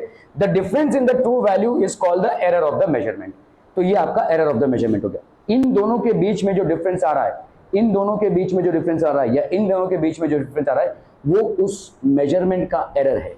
आपका आंसर कितना आना चाहिए था, 5.01, आपका आंसर कितना आया है, 5.0115। तो इन दोनों के बीच में जो आपका, समझ लो आपका ये पहला मेजरमेंट है, ये आपका दूसरा मेजरमेंट है, ये आपका तीसरा मेजरमेंट है। एक ही बॉक्स को आप स्केल से मेजर कर रहे हैं और आपके लेट्स से 3 रीडिंग्स आए हैं। तो पहले मेजरमेंट का एरर क्या हो जाएगा, इसके और इसके बीच में जो एरर हो। दूसरे मेजरमेंट का एरर क्या हो जाएगा, इसके और इसके बीच में जो एरर हो। तीसरे मेजरमेंट का क्या एरर हो जाएगा, इसके और इसके बीच में जो एरर हो। क्या ये समझ में आ रहा है, ठीक है। Okay, so absolute error in the measurement of a physical quantity is the magnitude of the difference between the true value and the measured value of the quantity, ठीक है, समझ में आ रहा है भाई साहब। Absolute error is the measurement of physical quantity, तो डिफरेंस बिटवीन ट्रू वैल्यू यहाँ पे कौन सा है भाई साहब, ये आपका एब्सोल्यूट ट्रू वैल्यू है, ठीक है। और ये आपके भाई साहब क्या है, between the true value and the measured value, ये सारे आपके मेजर्ड वैल्यूज हैं, ठीक है, मेजर्ड वैल्यू। ये भी आपका क्या है भाई साहब, मेजर्ड वैल्यू है, और ये भी आपका क्या है, मेजर्ड वैल्यू है। ये सारे आपके मेजर्ड वैल्यूज हैं, और ये आपका क्या हो गया, ट्रू वैल्यू। तो ये जो डिफरेंस आता है, ठीक है, ये हो जाएगा आपका एब्सोल्यूट एरर। तो हम यहाँ पे क्या बोल सकते हैं, absolute error will be the difference. अब ये पॉजिटिव नेगेटिव दोनों भी हो सकता है, तो इसलिए हम मॉड लिखते हैं यहाँ पे, ठीक है, mod between true value minus measured value. इसको चाहे तो लिख लीजिए भाई साहब, ठीक है, true value minus measured value mod, ठीक है। प्लस माइनस में दोनों भी हो सकता है, आप थोड़ा सा नीचे भी जा सकते हैं। जैसे समझ लो अगर किसी का ट्रू वैल्यू ऑफ मेजरमेंट है, ट्रू वैल्यू है आपका, जैसे मैंने आपको बॉक्स को मेजर करने दिया तो ये 5.01 आया, तो हो सकता है आपका मेजर्ड, तो लेट्स से आपका मेजर्ड वैल्यू पहला वाला जो आया है, ठीक है, वो आपका आया 5.008, तो ये इससे कम है ना, तो माइनस में गया ये, ठीक है। मेजर्ड वैल्यू लेट्स से 2 आया आपका, क्या 5.011, ये इससे ज़्यादा है, ठीक है। तो मेजर्ड वैल्यू आपका 3 आ गया, कितना भाई साहब, 5.002, ठीक है। तो यहाँ पे आपका एब्सोल्यूट एरर क्या होगा, एब्सोल्यूट एरर 1, ये हो जाएगा भाई साहब मॉड वैल्यू ऑफ 5.01 माइनस 5.008 इसका वैल्यू, ठीक है। मतलब आपको यहाँ पे मॉड वैल्यू लेनी पड़ेगी। एब्सोल्यूट एरर यहाँ पे कितनी हो जाएगी बोलो, 5.01 माइनस 5.011, ये आपका मेजरमेंट में एरर है, ठीक है। ये एब्सोल्यूट वैल्यू, एब्सोल्यूट एरर यहाँ पे कितना हो जाएगा बोलो, 5.01 माइनस 5.002। तो आप देख सकते हैं कि एक्चुअल रीडिंग से आपका रीडिंग कम भी आ सकता है, थोड़ा कम भी आ सकता है, या लेट्स से यहाँ पे अपन ने कर दिया लेट्स से MV4, यहाँ पे आपका आ गया 5.02, तो ये ज़्यादा आ गया, ठीक है, तो ज़्यादा भी आ सकता है। A4 आपका क्या हो जाएगा 5.01 माइनस 5.02, ठीक है। तो एक्चुअल रीडिंग से आपका कम भी आ सकता है और ज़्यादा भी आ सकता है, ठीक है। Okay, so let a physical quantity be measured n times. अगर हम किसी फिजिकल क्वांटिटी को n टाइम्स मेजर कर रहे हैं, let the measured value be A1, A2, A3, AN, then the arithmetic means of these values AN is equal to A1 plus A2 plus AN upon N। समझ में आ रहा है ये हो जाएगा अर्थमेटिक मीन। भाई आपको फिजिक्स में इतना मिला, केमिस्ट्री में इतना मिला, मैथ्स में इतना मिला, इंग्लिश में इतना मिला, तो आपका एवरेज क्या होगा, इन सारों को ऐड करके डिवाइड बाय 5 और 4 द नंबर ऑफ सब्जेक्ट्स, ठीक है। तो वैसा ही हो गया ये अर्थमेटिक मीन, ठीक है। बाय डेफिनेशन एब्सोल्यूट एरर क्या हो जाएगा, आप क्या करोगे, तो जितनी भी रीडिंग्स आपने ली हैं, आपको तो आपको मालूम नहीं है कौन सा सही है, क्या ये समझ में आ रहा है, हो सकता है ये सही हो सकता है ये भी सही हो, तो उन सारे रीडिंग्स को आप क्या करेंगे, उनका एवरेज निकालेंगे, मतलब इन सारे रीडिंग्स को आप क्या करेंगे, प्लस करेंगे और डिवाइडेड बाय 1 2 3 4, 4 बार आपने ऐड किया है, तो आप क्या कर लेंगे भाई साहब, एवरेज, ठीक है। ये हो गया एवरेज, ये आपका मीन वैल्यू हो जाएगा। अभी आपका एरर क्या होगा, समझो यहाँ पे मीन वैल्यू जो भी है उससे आप A1 इस रीडिंग को माइनस करो, फिर A2 क्या हो जाएगा, मीन वैल्यू जो भी आया उससे इसको माइनस करो, फिर A3 क्या हो जाएगा, मीन वैल्यू जो भी आया इससे इसको माइनस करो, ठीक है। ऐसा करते करते n तक आप जाएंगे। The absolute errors may be positive, जैसे मैंने आपको बोला कहीं कहीं पे पॉजिटिव होगा और कहीं कहीं पे आपका भाई साहब नेगेटिव होगा, ठीक है। ओके, चलिए यहाँ पे एग्जांपल्स देख लेते हैं ताकि, तो आपका भाई साहब यहाँ पे रिलेटिव एरर और फ्रैक्शनल एरर क्या हो जाएगा, ठीक है। तो रिलेटिव एरर और फ्रैक्शनल एरर क्या होगा, द रिलेटिव और fractional error of measurement is defined as the ratio of mean absolute error to the mean value of the quantity. तो आपका ये जो मीन एब्सोल्यूट एरर आया है, देखो यहाँ पे जो मीन एब्सोल्यूट एरर आया है, ठीक है, the absolute errors may be positive in certain cases और नेगेटिव। तो यहाँ पे आप क्या करोगे, मीन एब्सोल्यूट एरर मतलब इसको पूरा निकालोगे, मतलब आपका मीन एब्सोल्यूट एरर ये क्या हो जाएगा बोलो, this one will be delta A1 plus delta A2, ऐसा करते करते कहाँ तक भाई साहब, डेल्टा AN तक अपॉन n। ये हो गया आपका मीन एब्सोल्यूट एरर, समझ में आ रहा है ये, this will B mean absolute error, समझ में आ रहा है।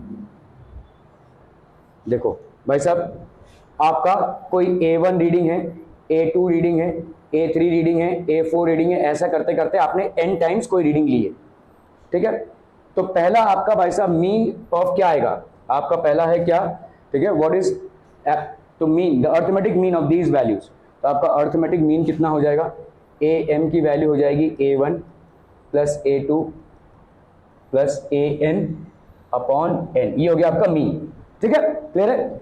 अभी एरर्स क्या क्या होंगे, तो पहला आपका ये जो एब्सोल्यूट एरर है, ठीक है, बाय डेफिनेशन एब्सोल्यूट एरर्स क्या क्या हो जाएंगे, तो पहला एब्सोल्यूट एरर भाई साहब क्या हो जाएगा, डेल्टा A1, ये कितना हो जाएगा बोलो, ये जो A मीन निकाला है आपने माइनस A1, ठीक है, ये मीन माइनस A1, ठीक है। ओके, डेल्टा A2 मतलब absolute error of A2, this will B mean, ये जो आपने निकाला हुआ है यहां से, ये जो मीन आपने निकाला हुआ है इसको माइनस A2, ऐसा ही करते जाइए भाई साहब, ठीक है। तो कहां तक पहुंचेंगे, डेल्टा AN, तो ये हो जाएगा आपका AM माइनस AN, ठीक है, AM minus sorry AN, clear है, समझ में आ रहा है ये। अभी इन सब को अगर आप ऐड करोगे और इसका मीन निकालोगे तो डेल्टा A, इसका मीन अगर आपको निकालना है ये mean, so that will be delta A1 plus delta A2, ऐसा करते करते प्लस डेल्टा AN तक जाएंगे और डिवाइड करेंगे किससे, इसको भाई साहब n से डिवाइड करेंगे, ठीक है, क्लियर है, समझ में आ रहा है, ठीक है। This will be the mean. Okay, यहाँ पे इसी बात को समझने की कोशिश की जा रही है, तो यहाँ पे भाई साहब आपका कितना हो जाएगा, what will be this, relative error और फ्रैक्शनल एरर। तो ये क्या हो जाएगा, रिलेटिव और फ्रैक्शनल एरर, रिलेटिव और फ्रैक्शनल एरर, ये भाई साहब आपका कितना हो जाएगा, this will be equal to delta A जो आपने निकाला हुआ है mean absolute error upon mean, ठीक है, सारे रीडिंग्स का मीन, ठीक है। So this will be basically what, आपका रिलेटिव एरर, तो ये आपका मीन एब्सोल्यूट एरर अपॉन सारे रीडिंग्स का मीन, ठीक है, मीन एब्सोल्यूट एरर और सारे रीडिंग्स का मीन, ठीक है। परसेंटेज एरर क्या होगा, इसको भी भाई साहब 100% से मल्टीप्लाई कर दो, ये सिंपल, ठीक है। Percentage error will be this multiplied by 100%, ठीक है। तो अभी अपन देखेंगे भाई साहब प्रोपोगेशन ऑफ एरर्स, ठीक है। ये बहुत इंपॉर्टेंट है और इसमें आपके कंपटीशन लेवल के बहुत सवाल बनते हैं, इसलिए बनते हैं क्योंकि लोग ज़्यादातर इसमें कंफ्यूज होकर इस टॉपिक को छोड़ देते हैं, ठीक है। मैं फिर से आपको बता रहा हूँ, एक कोई आपने एक्सपेरिमेंट किया, इसको समझ लो ठीक से, ठीक है। एक कोई आपने एक्सपेरिमेंट किया तो आपका पहला रीडिंग ये हो गया आपका फर्स्ट रीडिंग, ठीक है। स्केल से मेजर कर रहे होगे, करंट मेजर कर रहे होगे, वोल्टेज मेजर कर रहे हो, कुछ भी, ये हो गया आपका सेकेंड रीडिंग, ये हो गया आपका भाई साहब क्या सेकेंड रीडिंग, लेट्स से ये हो गया भाई साहब आपका थर्ड रीडिंग, ठीक है। और ऐसा करते करते this is basically the nth reading. क्या इतना समझ में आ रहा है? कोई भी आप एक्सपेरिमेंट कर रहे होगे, करंट मेजर कर रहे हो, वोल्टेज मेजर कर रहे हो, स्केल से मेजर कर रहे हो, लेंथ मेजर कर रहे हो, कुछ भी, ठीक है, एक ही एक्सपेरिमेंट, तो ये आपके सारे रीडिंग्स हो गए। और यहाँ पे ऐसा नहीं है कि अलग अलग चीज़ों को मेजर कर रहे हो, जैसे समझो अगर आपको लेंथ मेजर करना है तो आपको वही बॉक्स लिया है और आपने वही स्केल लिया है, समझ में आ रहा है ये, ठीक है। ऐसा नहीं है कि भाई साहब अलग अलग रीडिंग्स ले रहे हो, वही बॉक्स लिया है और वही स्केल लिया है आपने, ठीक है। जैसे अगर किसी बैटरी का वोल्टेज मेजर करना है तो बैटरी और तार और जो वोल्ट मीटर आपने लिया वो सेम ही लिया है, सिर्फ स्विच ऑन स्विच ऑफ कर रहे हो, स्विच ऑन स्विच ऑफ कर रहे हो, ठीक है। ओके, तो समझ लीजिए आपने ऐसे रीडिंग्स लिए हैं, एन रीडिंग्स लिए हैं, ठीक है। अभी इन एन रीडिंग्स में काफी क्लोजनेस रहेगी, तो आप पहला स्टेप क्या करोगे भाई साहब, इन सब को ऐड करोगे और डिवाइड करोगे किससे, एन से, तो उससे आपको क्या मिल जाएगा, mean value. This will be basically what, mean value of readings, mean value of readings और ऑब्जर्वेशंस, ठीक है, रीडिंग्स और ऑब्जर्वेशंस, ये हो गया आपका मीन वैल्यू ऑफ रीडिंग्स और ऑब्जर्वेशंस। क्या इतना समझ में आ रहा है? आपने सारी रीडिंग्स ली और जितने नंबर ऑफ टाइम्स ली हैं उसको ऐड करके उससे डिवाइड कर दोगे, तो ये सारे रीडिंग्स को टोटल करोगे और डिवाइड करोगे द नंबर ऑफ रीडिंग से। क्या इतना क्लियर है? कोई कंफ्यूजन यहां तक? Any questions? कोई भी सवाल रहेगा पूछो भाई साहब, ठीक है, क्लियर है, आर वी क्लियर? ओके, अभी अपन देखेंगे क्या करेंगे भाई साहब, इसका क्या आया, मीन वैल्यू इतना आ गया, ठीक है। अभी हम देखेंगे कि जो पहली वाली रीडिंग थी वो मीन वैल्यू से कितनी दूर है, समझ में आ रहा है? जैसे समझ लो पहला कोई रीडिंग मैंने लिया था 5.01, लेकिन मीन वैल्यू आया 5.02, तो हम देखेंगे मीन वैल्यू माइनस A1, समझ में आ रहा है? दूसरी रीडिंग जो मैंने ली थी A2 और ये मीन वैल्यू, इसमें कितना डिफरेंस है, ये हो जाएगा आपका डेल्टा A2, ठीक है। Error in measurement of A2, error in measurement of A3, error in measurement of AI, तो ये हो गए भाई साहब आपके एरर्स इन डिफरेंट मेजरमेंट्स। अभी आप क्या करोगे, इन सबको ऐड करोगे, डेल्टा A1 डेल्टा A2, इन सबको ऐड करोगे और डिवाइड करोगे किसने, नंबर ऑफ टाइम्स n से, समझ में आ रहा है? तो ये आ गया आपका क्या, this will B mean value of errors, ठीक है, समझ में आ रहा है? This will B mean value, ये हो जाएगा आपका एब्सोल्यूट एरर। सो ये हो गया भाई साहब आपका एब्सोल्यूट एरर। तो एब्सोल्यूट एरर भाई साहब क्या हो जाएगा, true value minus mean value, ठीक है, सॉरी ये आपका हो गया एब्सोल्यूट एरर, ये हो गया आपका एब्सोल्यूट एरर, एब्सोल्यूट एरर।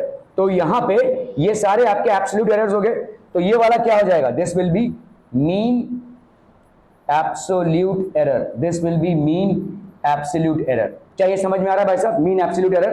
तो रिलेटिव एरर आपका क्या हो जाएगा, what will be relative error, relative error will be equal to mean absolute error delta AM by absolute error that is mean value of errors, ठीक है। और percentage error कितना हो जाएगा, परसेंटेज एरर हो जाएगा delta AM by AM into 100, percentage relative error, ठीक है। ये हो गया percentage relative error, this will be percentage relative error. एक दो सवाल करेंगे तो समझ में आ जाएगा, ठीक है। यहाँ तो आपको सिर्फ फॉर्मूले से मैं दिखा रहा हूँ, ठीक है। ओके ओके ओके, तो आपका mean absolute error upon mean value, ठीक है, percentage error mean absolute error upon mean value into 100%, ठीक है। ओके ओके ओके, अभी error in the sum of quantities, जैसे अभी देखो दो चीजों को अपन प्लस कर रहे हैं तब जाके आ रहा है, समझ लो मैं यहां पे बोल रहा हूं कि भाई मुझे ना कोई दो चीज को प्लस कर रहे हैं, लेट्स से आपका दो क्वांटिटीज है जिनको हम प्लस कर रहे हैं, जैसे मैं अगर बोलूं यहाँ पे आप लेंथ को प्लस करो और ब्रेथ को प्लस करो, ठीक है, समझ में आ रहा है? इस मोबाइल के लेंथ को और ब्रेथ को प्लस करो, तो भाई साहब एक ही स्केल दिया हुआ है, लेंथ को प्रेस करने में जो मेरा एरर आएगा वही ब्रेथ को प्रेस करने में ही एरर आएगा, है कि नहीं? समझ में आ रहा है? लेंथ को जो मैं मेजर कर रहा हूं जिस स्केल से, जो मेरा एरर आएगा ब्रेथ को मेजर करने में भी उतना ही एरर आएगा कि नहीं? समझ में आ रहा है? एरर तो आएगा दोनों में। तो हमारा क्या हो जाएगा भाई साहब इसमें? तो लेट्स से हमारा लेंथ को हमने मेजर किया और उसमें ये एब्सोल्यूट एरर आया, और ब्रेथ को मैंने मेजर किया उसमें ये एब्सोल्यूट एरर आया, ठीक है। So delta x will B total error. तो टोटल एरर कितना हो जाएगा? प्लस माइनस, कम भी हो सकता है ज्यादा भी हो सकता है ना, plus minus delta a plus delta B. Delta A और डेल्टा बी में जो आपके एरर्स आए थे उनको अपन ऐड करेंगे, ठीक है। तो आपका यहाँ पे मैक्सिमम एरर कितना हो जाएगा? Delta a plus delta B, plus में और माइनस में। परसेंटेज एरर कितना हो जाएगा? Delta a plus delta b upon a plus B into 100, ठीक है। Error in difference of quantities, तो ये हो गया आपका error in summation of quantities. समझ लो आपका कोई क्वांटिटी है जिसको अपन a प्लस बी लिख सकते हैं, ठीक है। कोई क्वांटिटी है x is equal to a plus b, ऐसा लिख सकते हैं। तो अगर समझ लो एब्सोल्यूट एरर a में कितना आया है? डेल्टा a, और इसमें कितना आया भाई साहब? Delta b। तो एरर कितना हो गया आपका? What will be the error? तो डेल्टा x आपका एरर हो गया। तो डेल्टा x को क्या लिख सकते हैं? कम ज्यादा हो सकता है, एरर कम में भी हो सकता है ज्यादा में भी हो सकता है, delta a plus delta b, ठीक है। तो आपका भाई साहब यहाँ पे परसेंटेज एरर कितना आ जाएगा? Percentage error will be equal to how much? Delta a plus delta b upon a plus b into 100%, ये हो जाएगा बस परसेंटेज एरर, ठीक है। ओके, अगर माइनस रहा तो क्या होगा भाई साहब? तो माइनस रहा तो क्या हो जाएगा भाई साहब? वही सेम चीज होगा। आप सोचेंगे कि भाई साहब समझ लो x is equal to a minus b है, कोई ऐसा क्वांटिटी आप निकाल रहे हो जहां पे a माइनस बी कर रहे हो, ठीक है। जैसे समझो आपको दिया हुआ ये एक लाइन है, ठीक है, और उस पर मैं एक और लाइन ड्रॉ कर रहा हूं। लेट्स से एक और लाइन ड्रॉ कर रहा हूं, ये एक लाइन ड्रॉ कर रहा हूं भाई साहब, ठीक है। मुझे इसका लेंथ चाहिए, तो आप क्या बोलोगे? इसका लेंथ निकाल लेते हैं, फिर इससे इसको माइनस कर देते हैं, तो जो बचेगा इसका लेंथ आएगा। तो इस तरीके का है, ध्यान से देखो, ठीक है। फिर से बता रहा हूं, x माइनस बी है, तो लेट्स से आपका यहां पे एक लाइन है, लेट्स से ये एक लाइन है, ठीक है। अभी इस पे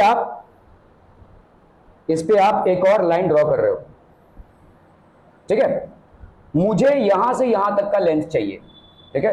तो समझ लो यहां से यहां तक का लेंथ a और यहां से यहां तक का लेंथ कितना है b। तो आपको क्या चाहिए? ये वाला लेंथ चाहिए ना, which is how much? x is equal to a minus b, ठीक है। यहां पे एरर कैसे कैलकुलेट करेंगे? देखो यहां पे मेरा इसको मेजरमेंट करने में मेरा एक एरर आया होगा, है कि नहीं? तो लेट्स से वो है डेल्टा a, है ना, क्लियर है। इसको मेजरमेंट करने में भी एरर आया रहेगा, लेट्स से वो हो गया डेल्टा b, ठीक है। मुझे अभी बताओ जो तुम्हारा आंसर आएगा, ठीक है, तो टोटल एरर कितना आ जाएगा? Delta a minus delta b,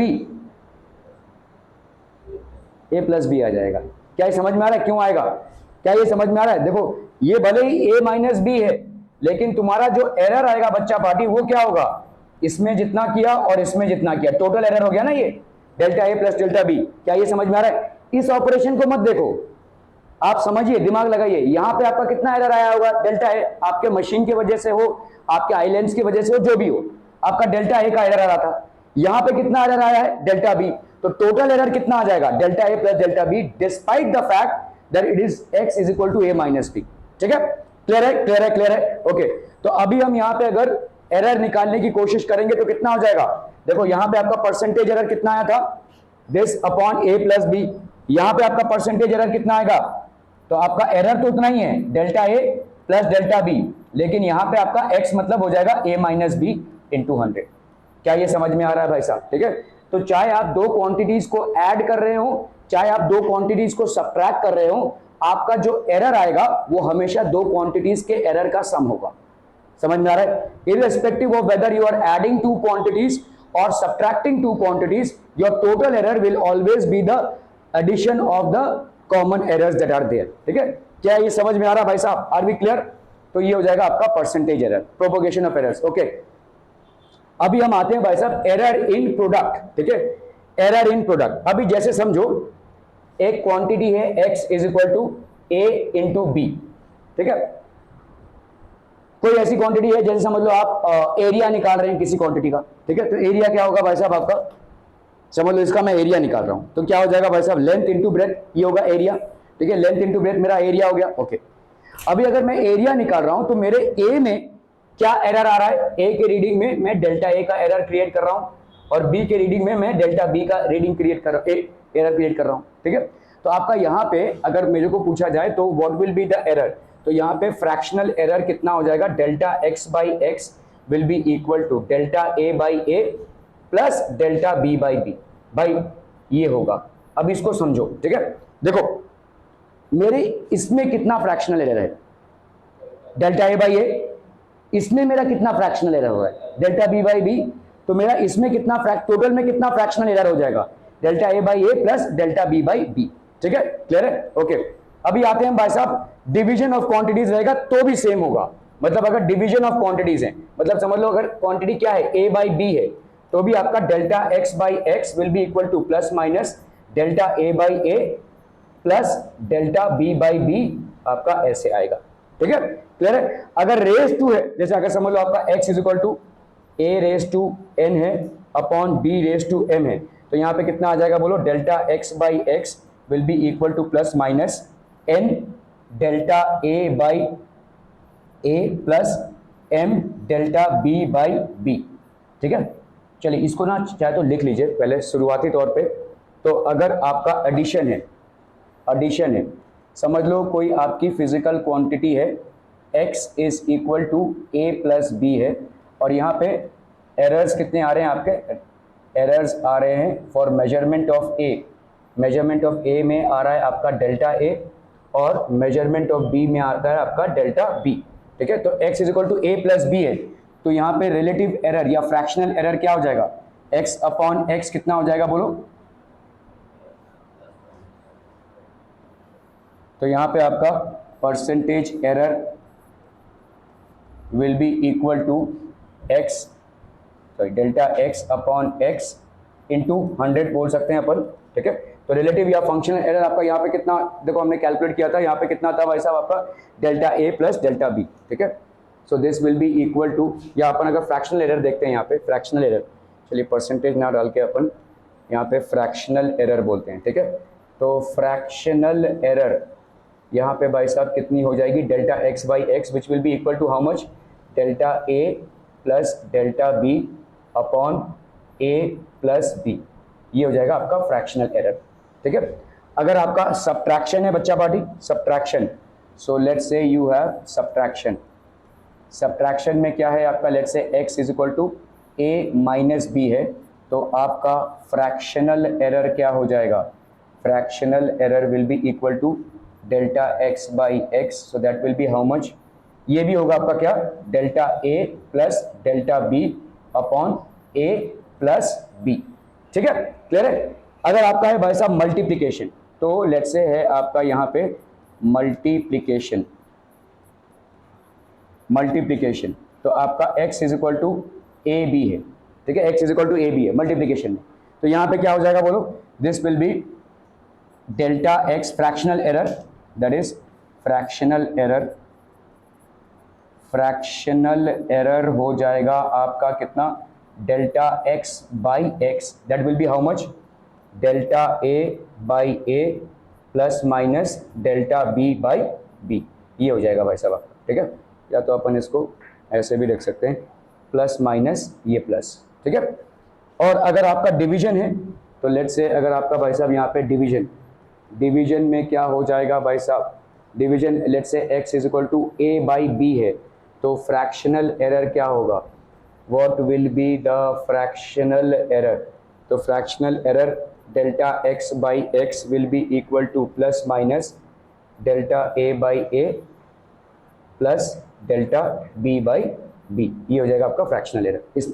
ठीक है, अगर आपका भाई साहब रेस टू है, लेट्स से आपका यहाँ पे रेस टू है, तो लेट्स से आपका x is equal to a by b, let's say यहाँ पे a रेस टू m है और यहाँ पे b रेस टू n, तो यहाँ पे कितना हो जाएगा, x is equal to plus minus, यहाँ पे सिर्फ ये m किसके साथ मल्टीप्लाई हो जाएगा, डेल्टा a बाई ए के साथ। ठीक है, और ये n किसके साथ मल्टीप्लाई हो जाएगा, डेल्टा b बाई बी के साथ, सिंपल।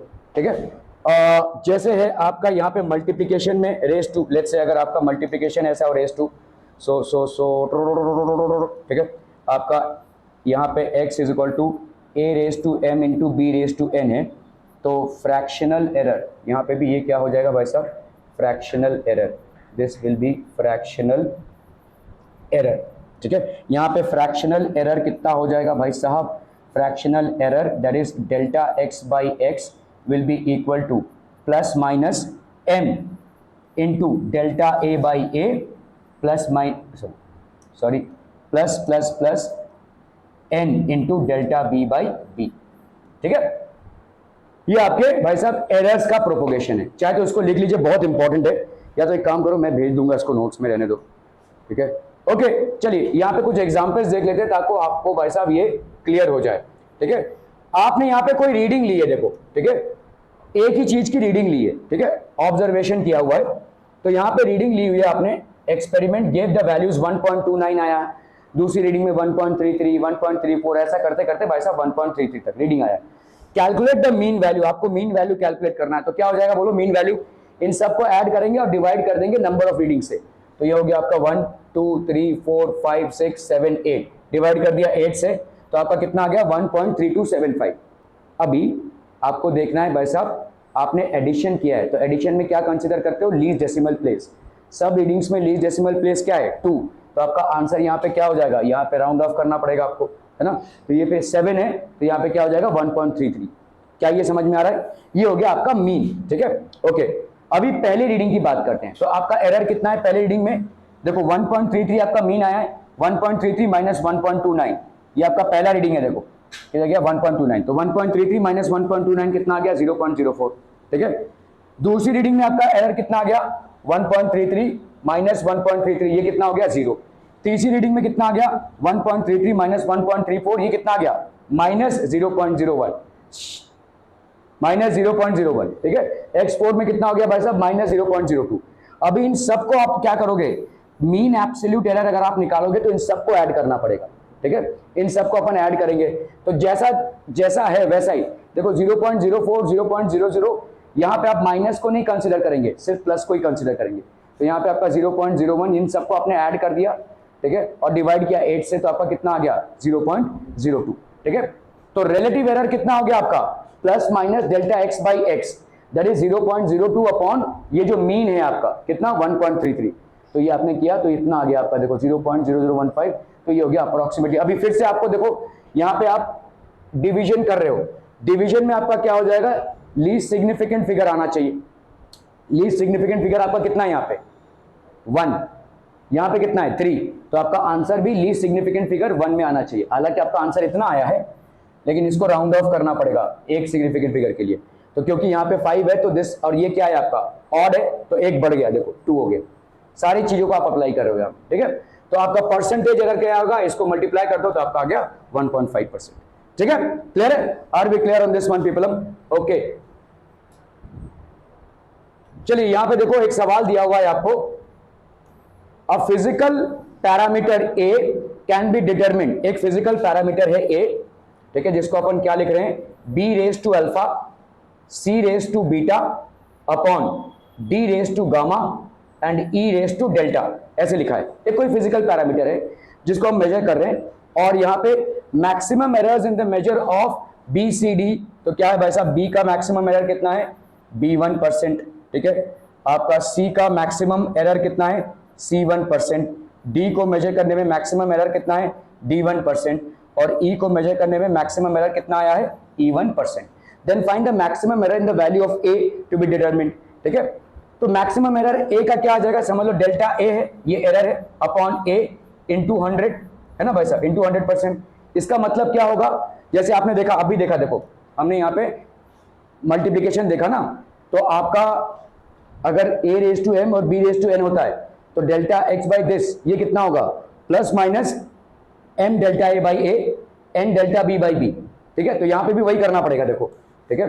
तो यहाँ पे क्या है भाई साहब आपका डेल्टा a बाई a, यहाँ पे सिर्फ 100% है ना, तो 100% कर देंगे, यहाँ पे क्या हो जाएगा बोलो अल्फा, यहाँ पे क्या है देखो alpha delta b by b into 100, समझ में आ रहा है, प्लस यहाँ पे क्या होगा beta beta delta c by c into 100, plus यहाँ पे ये माइनस नहीं होगा, ये डिवीजन में है, gamma delta D by D into 100, ठीक है, प्लस भाई साहब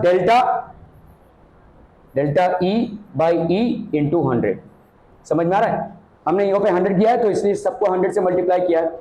अभी डेल्टा बी बाई वी ये क्या हो गया आपका B1% है ना, ये आपका कितना आ रहा है, ये आपको दिया हुआ है डेल्टा B1% मतलब कितना है, delta B by b into 100 ही तो होता है, ठीक है। C1% मतलब कितना होता है, delta c by c into 100 होता है, ठीक है। इसी तरह से D1 क्या होता है, delta D by D into 100 होता है, ठीक है। E1 क्या होता है, delta E by E into 100 होता है। तो यहाँ पे अपन क्या लिख सकते हैं, दिस विल बी अल्फा, ठीक है।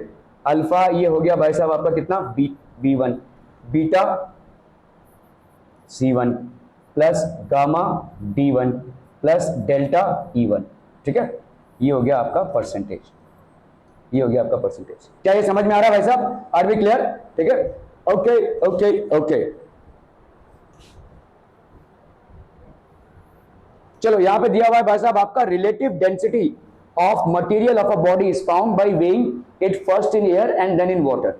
If the weight in air is 5.00, ये आपका एरर का स्कोप है, मतलब आपका जो 5 kg है उसमें 0.05 kg का नीचे भी आ सकता है या ज्यादा भी आ सकता है, ये जिस इंस्ट्रूमेंट से आप मेजर कर रहे हो उसका एरर का स्कोप है। सो दैट इज बेसिकली, तो हम यहां पे क्या लिख रहे हैं, 5 प्लस माइनस 0.05, ये हो गया भाई साहब वेट, ठीक है, अपने एरर के साथ आ रहा है। एंड वेट इन वाटर कितना है भाई साहब आपका 4 प्लस माइनस 0.05, ये हो गया आपका वेट इन वाटर। दोनों में देखो मेजरमेंट स्कोप सेम है, ठीक है। Find the relative density, relative density होता क्या है भाई साहब, weight in air upon weight loss in water, ठीक है। ओके, तो रिलेटिव डेंसिटी भाई साहब क्या हो जाएगा, वेट इन एयर कितना है, इतना है, और loss of weight in water कितना होगा, इससे इसको माइनस करो भाई साहब, तो 5 से 4 माइनस करोगे, ठीक है, तो ये आ जाएगा भाई साहब आपका 1, और यहां पे 0.01 क्यों डाल रहे हो, बोला बोला जल्दी बोला, वेट लॉस इन वाटर,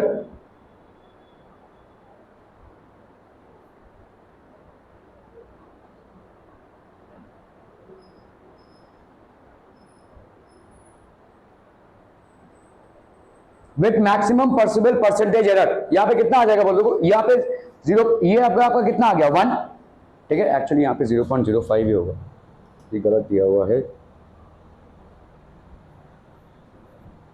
ठीक है, क्योंकि यहां पे जब आप मेजर करोगे loss of weight in water, ये कितना हो जाएगा भाई साहब आपका 1, और आपका कितना हो जाएगा, देखो जब a माइनस बी करते हो तो कितना आता है, a माइनस बी में कितना आता है भाई साहब, देखो यहां पे अगर हम कर रहे हैं a माइनस बी, तो a माइनस बी में, ठीक है, a माइनस बी में delta a plus delta a b upon a plus b, है ना, delta a plus delta b upon a plus b, तो आपका भाई साहब यहाँ पे a माइनस बी में आपका यहाँ पे हो जाएगा 5 माइनस 4 दैट इज 1, ठीक है। और देखो a माइनस बी का अगर रिलेटिव एरर निकालना है तो रिलेटिव एरर कितना हो जाएगा बोलो, delta a plus delta b upon a minus b, ठीक है। तो delta a plus delta b कितना हो जाएगा बोलो, यहाँ पे डेल्टा a 0.05 और डेल्टा b 0.05, तो कितना हो गया बोलो आपका 0.01, है कि नहीं, तो ये हो गया आपका टोटल एरर दैट इज 0.1। भाई देखो 0.05 और 0.05 को ऐड करोगे तो कितना आ जाएगा, यहाँ पे 5 प्लस 5 10, और ये हो गया 0.1, है ना, तो ये हो गया आपका 0.1, ये हो गया आपका टोटल एरर, ठीक है। This will be your total error. तो भाई साहब रिलेटिव डेंसिटी कितनी हो जाएगी, relative density will be weight in air, weight in air कितना है 5 प्लस 0.05 है, और वेट इन वाटर ये कितना हो जाएगा बोलो, ये वाला जो है ये आपका सही है, ठीक है।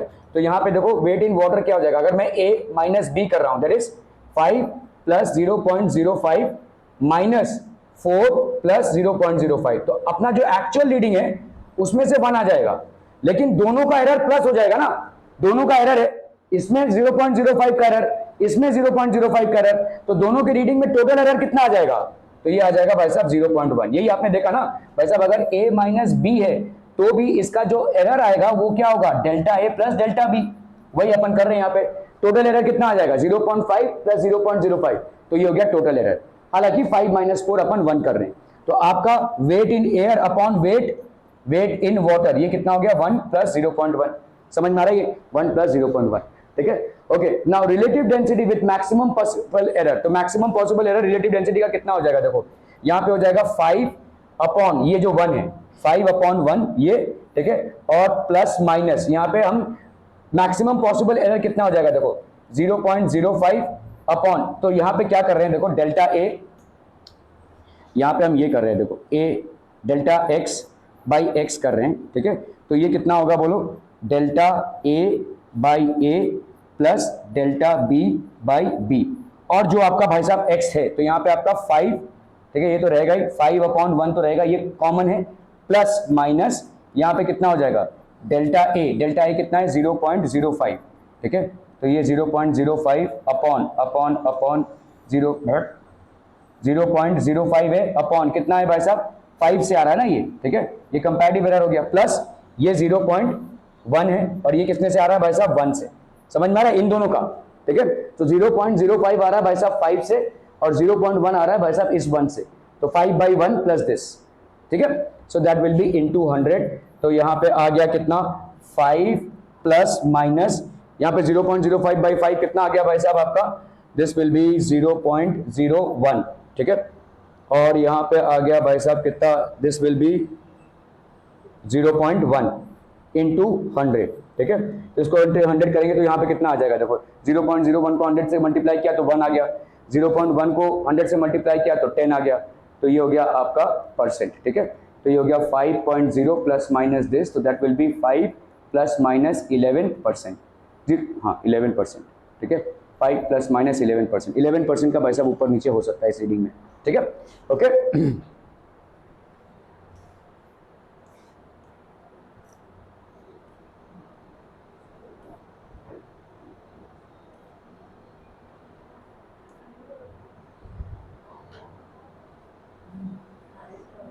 ठीक है, आज के लिए जाइए।